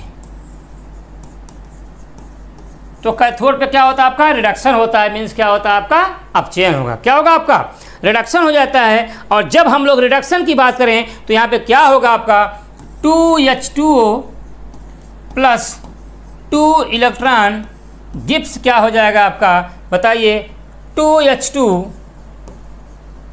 प्लस हाफ 2H2 प्लस क्या हो जाएगा आपका, देखिए यहाँ पे 2H2 प्लस क्या हो जाएगा आपका O2, देख लीजिए। लेकिन यहाँ पे देखिए 4 है तो क्या करते हैं हम लोग, ऐसे लिख दें, क्या हम लोग यहाँ पे लिख दें 2OH माइनस, लिख सकते हैं, बताइए 2OH माइनस हम लोग लिख सकते हैं। इसका मतलब क्या होगा आपका, कैथोड पे देखिए यहाँ पे क्या होता है, कैथोड पे क्या होगा आपका रिडक्शन हो जाएगा, और कैथोड पे अगर रिडक्शन हो रहा है तो क्या बोल सकते हैं हम लोग, क्या अगर कैथोड पे रिडक्शन होगा इसका मतलब क्या होगा, इजी वे में क्या होगा आपका रिड्यूस हो जाएगा कौन, H2 as compare to sodium ion, ठीक है ना। क्या बोल सकते हैं, water is more easily reduced, क्या होगा, reduce as compare to sodium ion, ठीक है। तो क्या होगा आपका यहाँ पे रिडक्शन हो जाएगा। और अगर हम लोग एनोड की बात करें, क्या होगा आपका एनोड पे, तो एनोड पे क्या होता है आपका ऑक्सीडेशन होता है, और अगर एनोड पे ऑक्सीकरण होगा तो हम लोग ये बोल सकते हैं क्या, यहाँ पे हम लोग बोल दें क्या H2O को, क्या बोल देंगे लोग H2O को हम लोग क्या करें, तो क्या होगा आपका यहीं पे हाफ 2H2O ले लीजिए, कितना ले लीजिए H2O लेते तो क्या बोलेंगे हम लोग 1/2O2 अब प्लस क्या बन जाएगा आपका 2H प्लस आयन, क्या बोल देंगे हम लोग 2H प्लस आयन, और यहाँ पे क्या होगा आपका 2 इलेक्ट्रॉन यहाँ से निकल जाएगा। तो आप ये बोल सकते हैं क्या, एनोड पे क्या होता है ऑक्सीडेशन होगा, और कैथोड पे क्या हो जाएगा आपका रिडक्शन हो जाएगा, ठीक है ना। बोलिए तो कौन सा आंसर हो जाएगा, देखिए कैथोड पे क्या हो रहा है आपका रिडक्शन, किसका हो रहा है आपका H2 का, और एनोड पे क्या हो रहा है आपका ऑक्सीडेशन। तो देखिए क्या पूछा, एनोड पे ऑक्सीडेशन मतलब O2, और कैथोड पे क्या होगा रिडक्शन मीन्स क्या होगा H2। तो यही फर्स्ट ऑप्शन इधर क्या होगा आपका राइट आंसर हो जाएगा, ठीक है। चलिए अब हम लोग बात करते हैं 85 की। देखिए क्या लिखा, ब्रह्मांड की एंट्रोपी लगातार बढ़ रही है, यह कथन सिद्ध करता है। एंट्रोपी का मतलब क्या होता है, रेंडमनेस होता है, मतलब क्या ब्रह्मांड की अगर एंट्रोपी बढ़ेगी तो रेंडमनेस बढ़ेगा, और रेंडमनेस बढ़ेगा तो किसके नियम के आधार पर होता है, उष्मागतिकी के प्रथम नियम, उष्मागतिकी के द्वितीय नियम, उष्मागतिकी के तृतीय नियम, उपरोक्त में से कोई नहीं, तो क्या होगा आपका उष्मागतिकी के द्वितीय नियम के अनुसार होता है। तो क्या होगा आपका 85 का second is the right answer हो जाएगा, ठीक है। चलिए अब हम लोग बात करते हैं 86 खंड बी की बात करें। देखिए क्या लिखा आपका, अभिक्रिया 2A gives B plus C के लिए Kc का मान 2 × 10⁻³ है। दिए गए समय पर अभिक्रिया मिश्रण की सांद्रता active mass A is equal to active mass B is equal to active mass C की वैल्यू क्या दिया 3 × 10⁻⁴ मोलरिटी दी हुई है।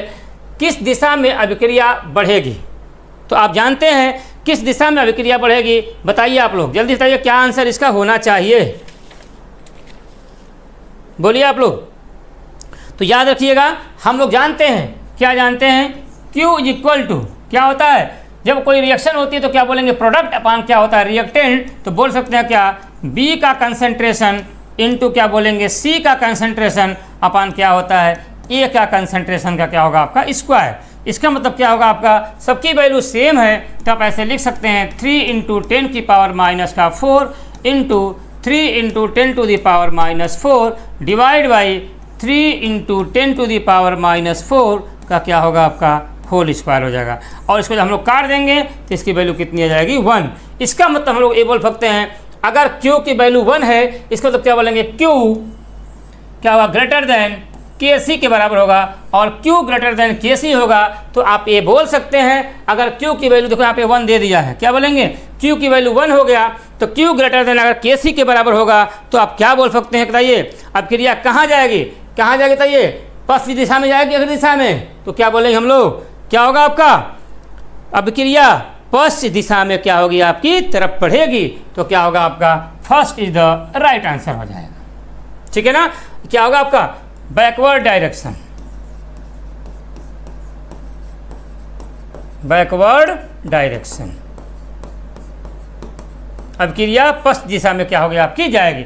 और अगर अभिक्रिया अग्र दिशा में जाती तो हम लोग क्या लिखते हैं Q लेस देन Kc हो जाता, लेकिन अगर पश्चिम दिशा में जाएगी तो क्या बोलेंगे Q ग्रेटर देन क्या हो जाएगा आपका Kc हो जाएगा। अभिक्रिया समय पर होगी नहीं, क्या होगा आपका कोई नहीं, तो option first is the right answer हो जाएगा। चलिए अब हम लोग बात करते हैं 87 की बात करें। देखिए क्या दिया T7 में, CH3 CH2 CH2 Br को अगर K Cn के साथ रिएक्शन कराएंगे तो ETOH ऑब्लिक H2O से क्या बन रहा है आपका A, प्रोडक्ट A बन रहा है, और प्रोडक्ट A को डाई आइसोब्यूटाइल एल्युमिनियम हाइड्रोक्साइड के साथ रिएक्शन कराएंगे तो क्या बन रहा है, प्रोडक्ट B बन रहा है। तो पूछ रहा है B को पहचानिए, तो देखिए सबसे पहले A को हम लोग पहचानते हैं। ETOH की बात करेंगे तो यहाँ पे क्या होगा आपका Cn, एक न्यूक्लियोफाइल दूसरे न्यूक्लियोफाइल का करा रिप्लेस कर देगा, तो यहाँ हम लोग बोल सकते हैं क्या, CH3 CH2 और क्या होगा आपका यहाँ पे Cn हो जाएगा। क्या होगा आपका Cn हो जाएगा, साइनाइड हो जाएगा। अब साइनाइड को अगर हम लोग क्या DiBAl के साथ रिएक्शन कराएंगे तो क्या होगा आपका, रिडक्शन करा देगा, और रिडक्शन कराएगा तो क्या बन जाएगा बताइए, यहाँ पे क्या बन जाएगा कहीं पे से क्या बनेगा आपका BCH3 CH2 क्या होगा, देखो 3 होगा आपका CH2। अच्छा एक बात हो, तो रिडक्शन कराएगा तो क्या होगा था यहाँ पे, बोलिए क्या हो जाएगा आपका, एल्डिहाइड में कन्वर्ट हो जाएगा, तभी बोल सकते हैं क्या बनेगा आपका CHO बन जाएगा। ये बोल सकते हैं क्या हम लोग, देखो यहाँ पे हाइड्रोजन का निकालना मतलब क्या होगा आपका, यहाँ पे हम लोग ऐसे हम लोग कर लें, इसका हम लोग ऐसे बोल सकते हैं क्या, इसको हम लोग ऐसे करें तो क्या लिखते हैं हम लोग CH3 CH2 और यहाँ पे बोले क्या हम लोग C, तो यहाँ पे देखिए क्या होगा आपका, यहाँ पर क्या होगा आपका OH और क्या होगा आपका OH, यहाँ पे क्या अमोनिया यहाँ से निकल जाएगी प्लस NH3 अमोनिया यहाँ पे निकल जाएगी।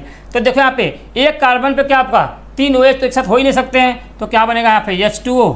अच्छा एक बात और, सॉरी ये हो ही नहीं सकता है, इसका तो हम लोग क्या बोलेंगे यहाँ पे, हम लोग जब हम लोग साइनाइड की हम लोग क्या कराएंगे, रिडक्शन करा देंगे तो किसमें चेंज जाएगा आपका, एल्डिहाइड में चेंज हो जाता है। किसमें चेंज जाएगा आपका, एल्डिहाइड में चेंज हो जाता है। तो क्या बोलेंगे 1 2 3 4, जिसको हम लोग क्या बोलेंगे 1 2 3 4, तो क्या होगा आपका ब्यूटेनल। तो क्या हो जाएगा आपका ब्यूटेनल।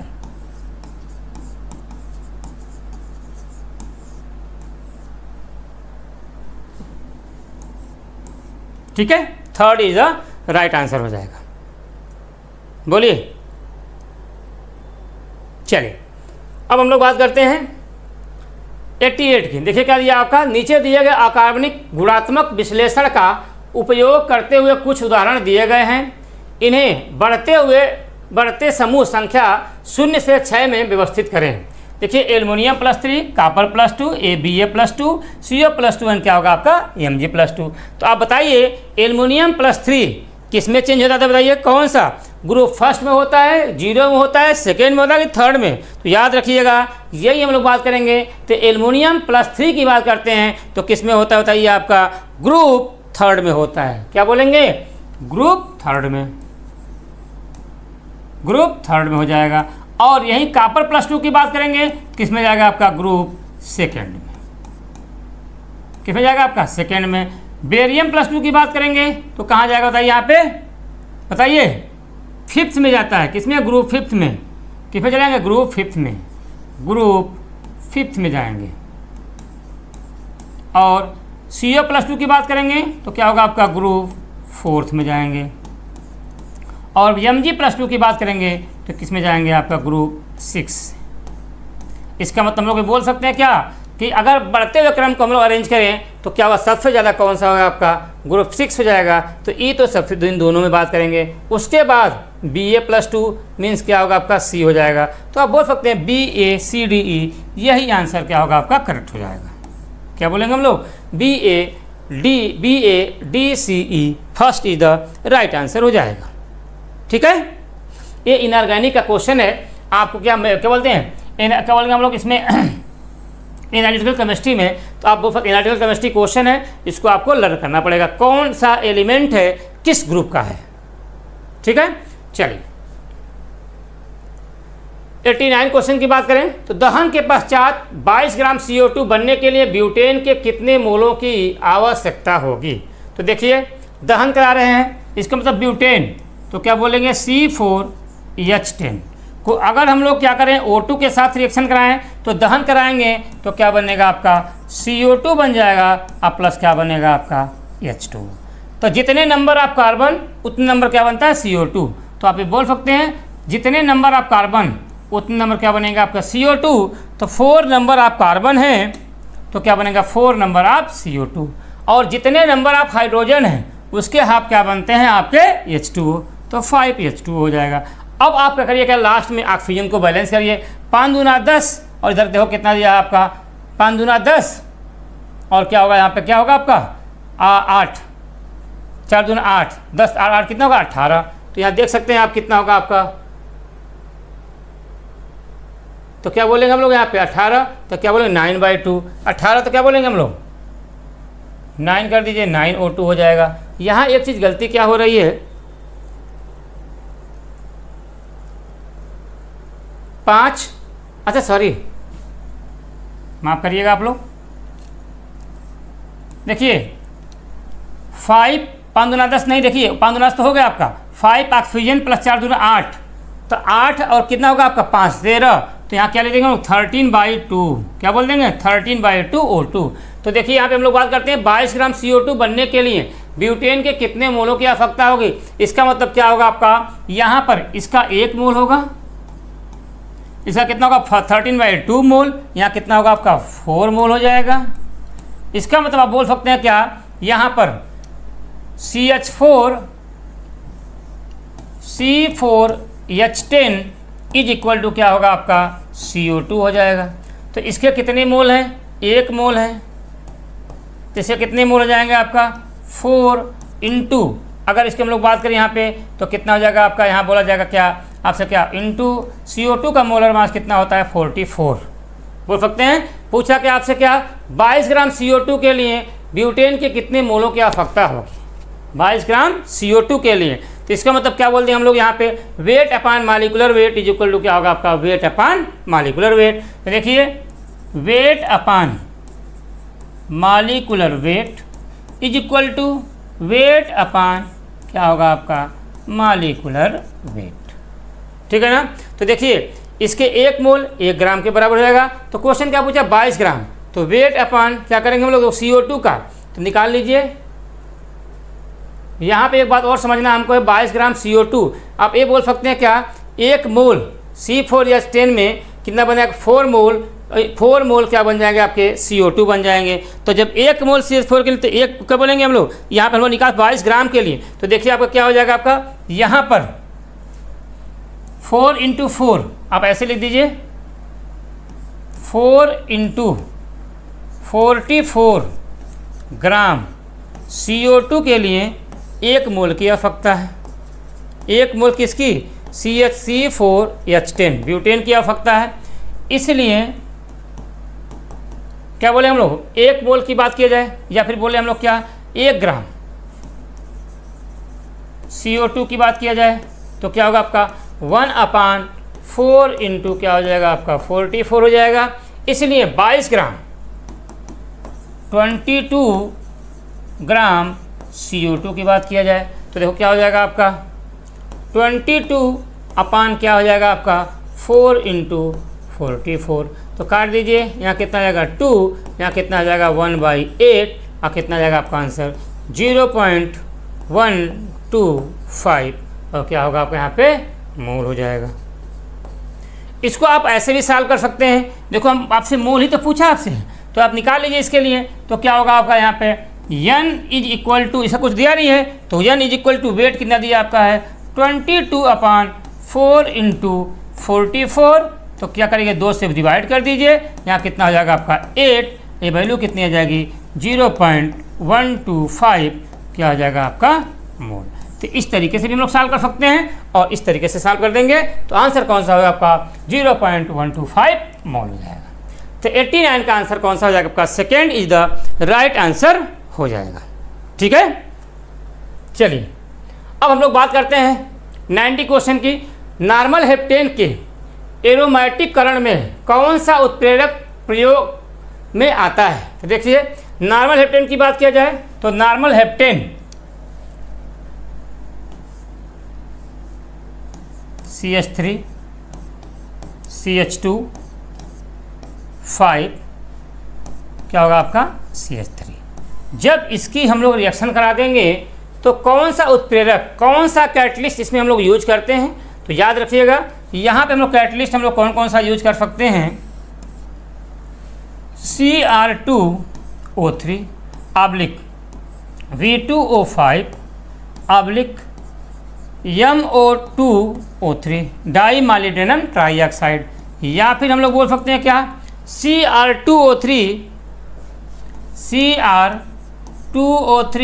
अब्लिक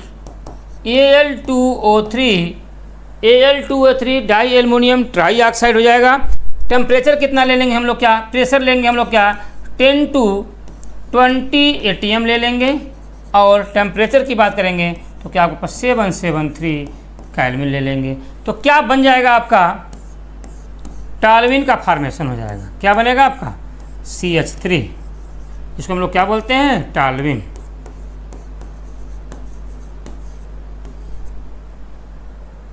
क्या बन जाएगा आपका, तो पूछ रहा है कौन सा उत्प्रेरक हम लोग ले लेंगे, तो क्या बन जाएगा आपका, उत्प्रेरक की बात करेंगे तो क्या बनेगा आपका Cr2O3 V2O5, या फिर हम लोग बोल दें क्या MO2O3 बन जाएगा। ठीक है, तो 90 का आंसर कौन सा आ जाएगा, third is the right answer हो जाएगा। ठीक है ना। चलिए अब हम लोग बात कर रहे हैं 91 की। 91 की बात की जाए तो क्या लिखा है, निम्नलिखित में से कौन सा ऑक्साइड गर्म करने पर धातु नहीं देगा। तो इसका मतलब क्या बोलेंगे हम लोग, यहीं पर हम लोग बात कर लें कौन सा ऑक्साइड होगा। तो इसका मतलब देख लीजिए, हम बोलें 2 मोल मरकरी ऑक्साइड को ले लीजिए और इसको क्या करिए, हीट कर दीजिए। तो क्या बनेगा आपका 2 मोल मरकरी और प्लस क्या बन जाएगा आपका O2 ऑक्सीजन गैस। और फिर बात करें हम लोग क्या Ag2O सिल्वर ऑक्साइड के 2 मोल ले लेते हैं, तो हीट करने पे क्या बन जाएगा आपका 4 मोल Ag बन जाएगा और प्लस क्या बन जाएगा आपका O2। लेकिन अगर हम लोग कैल्शियम ऑक्साइड की बात करेंगे तो यही ऑक्साइड गर्म करने पर धातु नहीं देता है, क्योंकि अगर हम लोग कैल्शियम कार्बोनेट को हीट करते हैं तो कैल्शियम कार्बोनेट को हीट करेंगे तो क्या बनता है आपका है CaO प्लस क्या बनता है CO2। यही एक ऐसा क्या देखिए कंपाउंड, देखिए क्या दिया आपका, कौन सा ऑक्साइड की बात किए तो कैल्शियम ऑक्साइड जो होता है गर्म करने पर क्या करना, धातु नहीं देता है। तो ऑप्शन कौन सा हो जाएगा आपका CaO calcium oxide, second is the right answer हो जाएगा। बात करते हम लोग हैं 92 की। देखिए क्या दिया, निम्नलिखित कॉलम फर्स्ट को कॉलम सेकेंड से मिलान करें। जलीय अवस्था में एमीन का pKb का मान होगा, column first and column second. देखिए क्या दिया आपका बेंजेनामीन की बात किया जाए तो बताइए बेंजेनामीन की हम लोग बात करते हैं तो इसकी pKb की वैल्यू क्या होगी। इसकी pKb की वैल्यू बात किया जाए तो बताइए कितना होता है बेंजेनामीन की pKb वैल्यू, बोलिए आप लोग क्या हो जाएगा आपका। बेंजेनामीन की बात करें तो याद रखिएगा कितनी होती है आपका 9.38 होता है। कितना होता है 9.38, सबसे ज़्यादा वैल्यू होती है। देखिए अगर हम लोग इसकी बात करें फेनिल मेथेनामीन की बात करें तो फेनिल मेथेनामीन की कितनी वैल्यू होती है, सबसे कम कितनी होती है 4.70।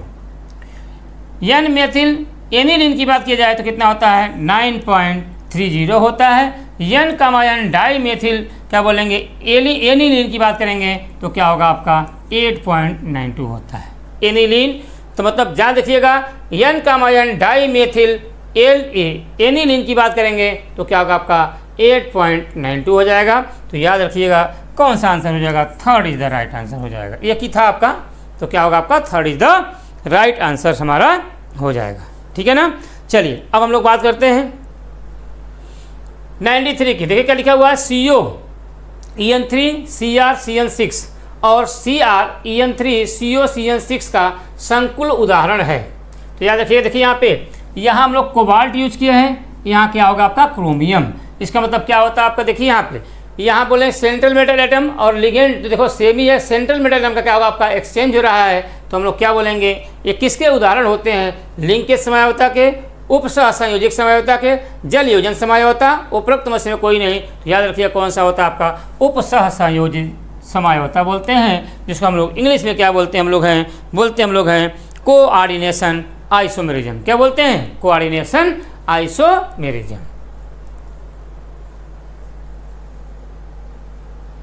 94 निम्नलिखित में से कौन सा परिवर्तन delta H greater than delta E होगा। तो देखिए हम लोग जानते हैं सबसे पहले क्या करें, हम लोग डेल्टा NG की वैल्यू निकाल लें।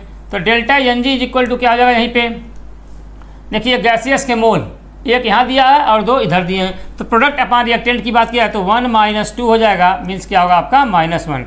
हम जानते हैं क्या बोलते हैं हम लोग, delta H is equal to delta E plus क्या बोलेंगे डेल्टा एन जी क्या होता है आपका RT होता है। और अगर यही में क्या पूछा, इसका मतलब क्या होगा, डेल्टा एच मीन्स प्रोडक्ट की वैल्यू ज़्यादा होनी चाहिए, रिएक्टेंट की वैल्यू क्या होनी चाहिए, कम होनी चाहिए। तो देखो यहाँ पे क्या होगा आपका, पर देखो यहाँ पे रिएक्टेंट की वैल्यू ज़्यादा होगा, इसका मतलब क्या बोलेंगे हम लोग, delta H less than delta E हो गया, तो ये तो होगा नहीं। अब इसकी बात करें तो 2 है, यहाँ पे कितने हैं आपका 3 है, तो यहाँ पर डेल्टा एन जी की वैल्यू निकाल लेंगे तो क्या होगा 2 - 3, ये भी क्या होगा -1। इसका मतलब बोलेंगे डेल्टा एच लेस देन क्या होगा आपका डेल्टा ई हो जाएगा, ये भी नहीं होगा। चलिए अब बात करते हैं हम लोग इसकी, तो यहाँ पर डेल्टा एन जी की वैल्यू क्या हो जाएगा आपका 0 हो जाएगा, 2 यहाँ पे 2 है तो 2 - 2 इक्वल टू क्या होगा 0।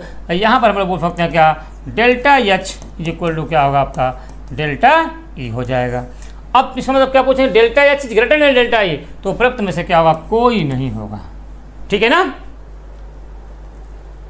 चलिए अब हम लोग बात करते हैं 95, कौन सा एल्कोहल RMGX के साथ सबसे तीव्र अभिक्रिया करेगा। देखिए यहाँ हम लोग बात करेंगे तो यहाँ याद रखिएगा, अभिक्रिया की तीव्र अभिक्रिया का ऑर्डर बोलेंगे, अभिक्रिया का क्रम की बात किया जाए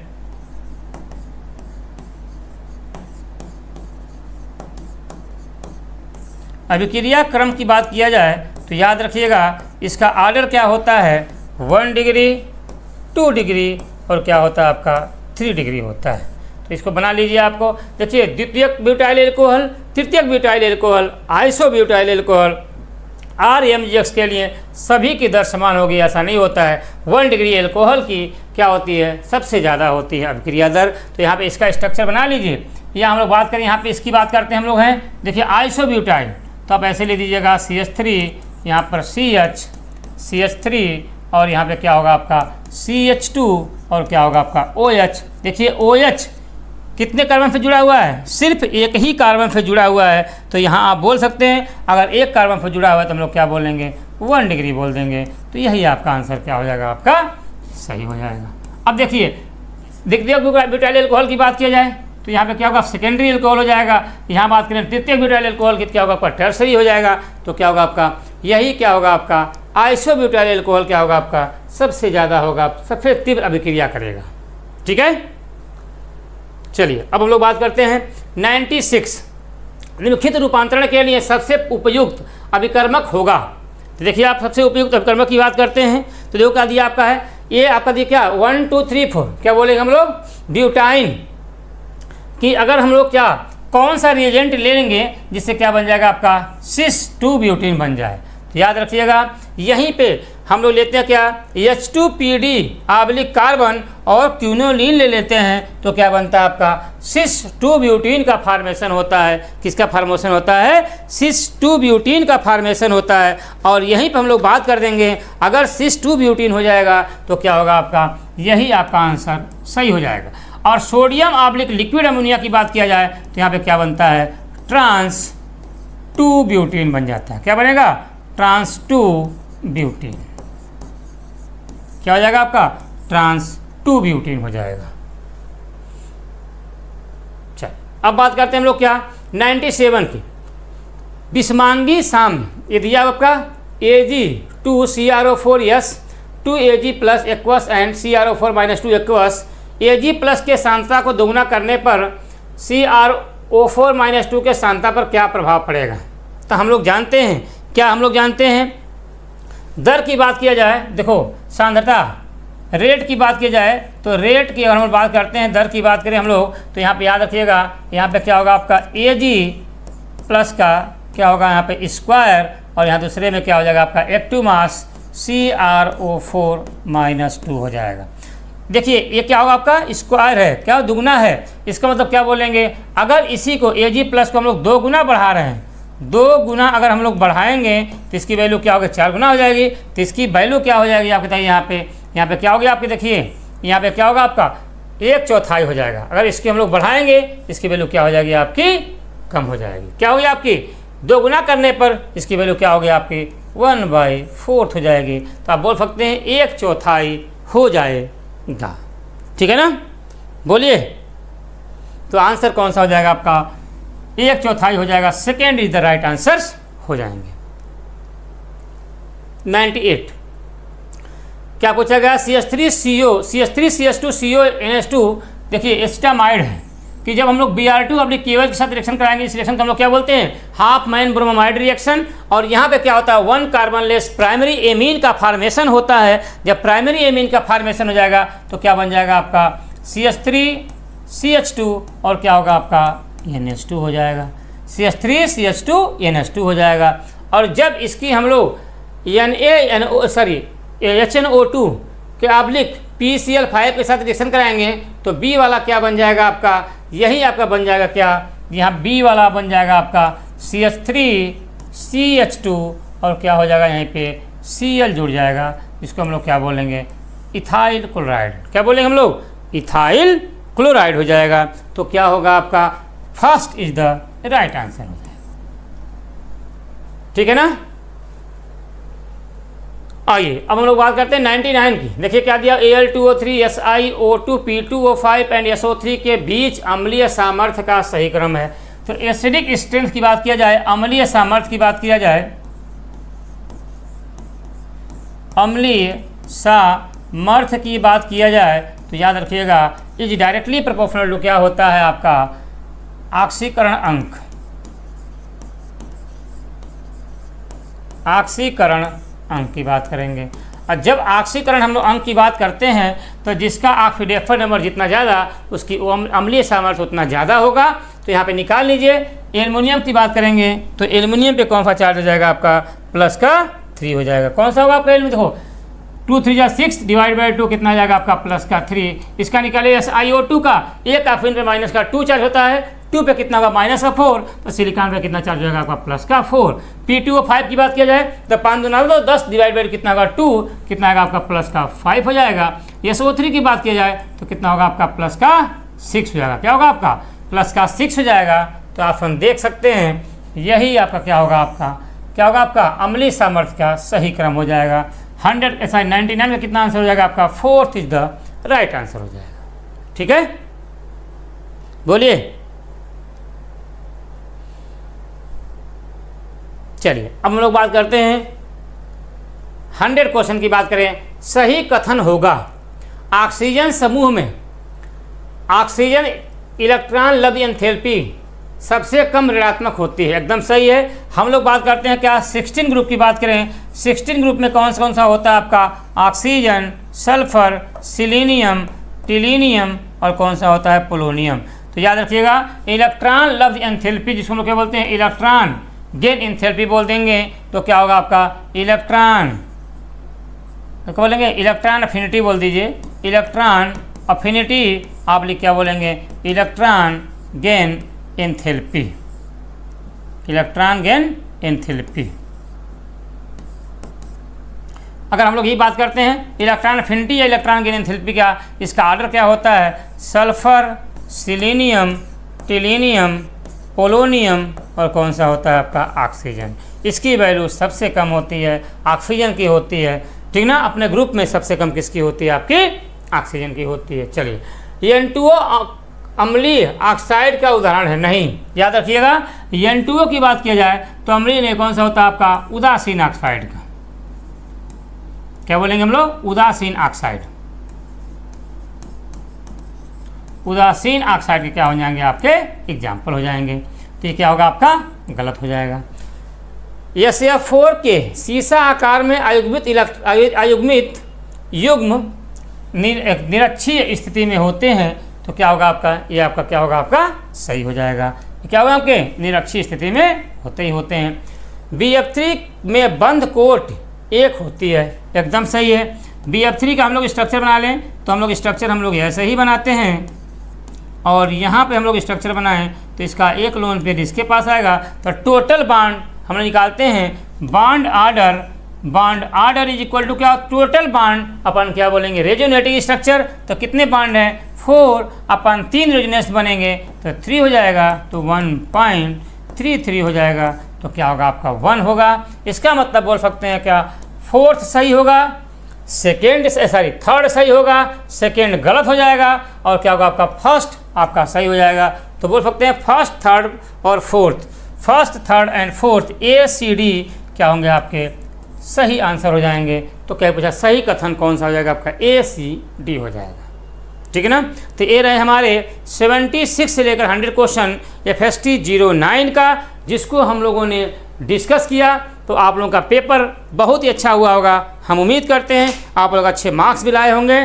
तो याद रखिएगा आप लोग, इस दुनिया में कुछ भी असंभव नहीं है, जो आप सोच सकते हैं वो आप कर सकते हैं। ठीक ना, एवरीथिंग इज पॉसिबल। जय हिंद सभी लोगों को।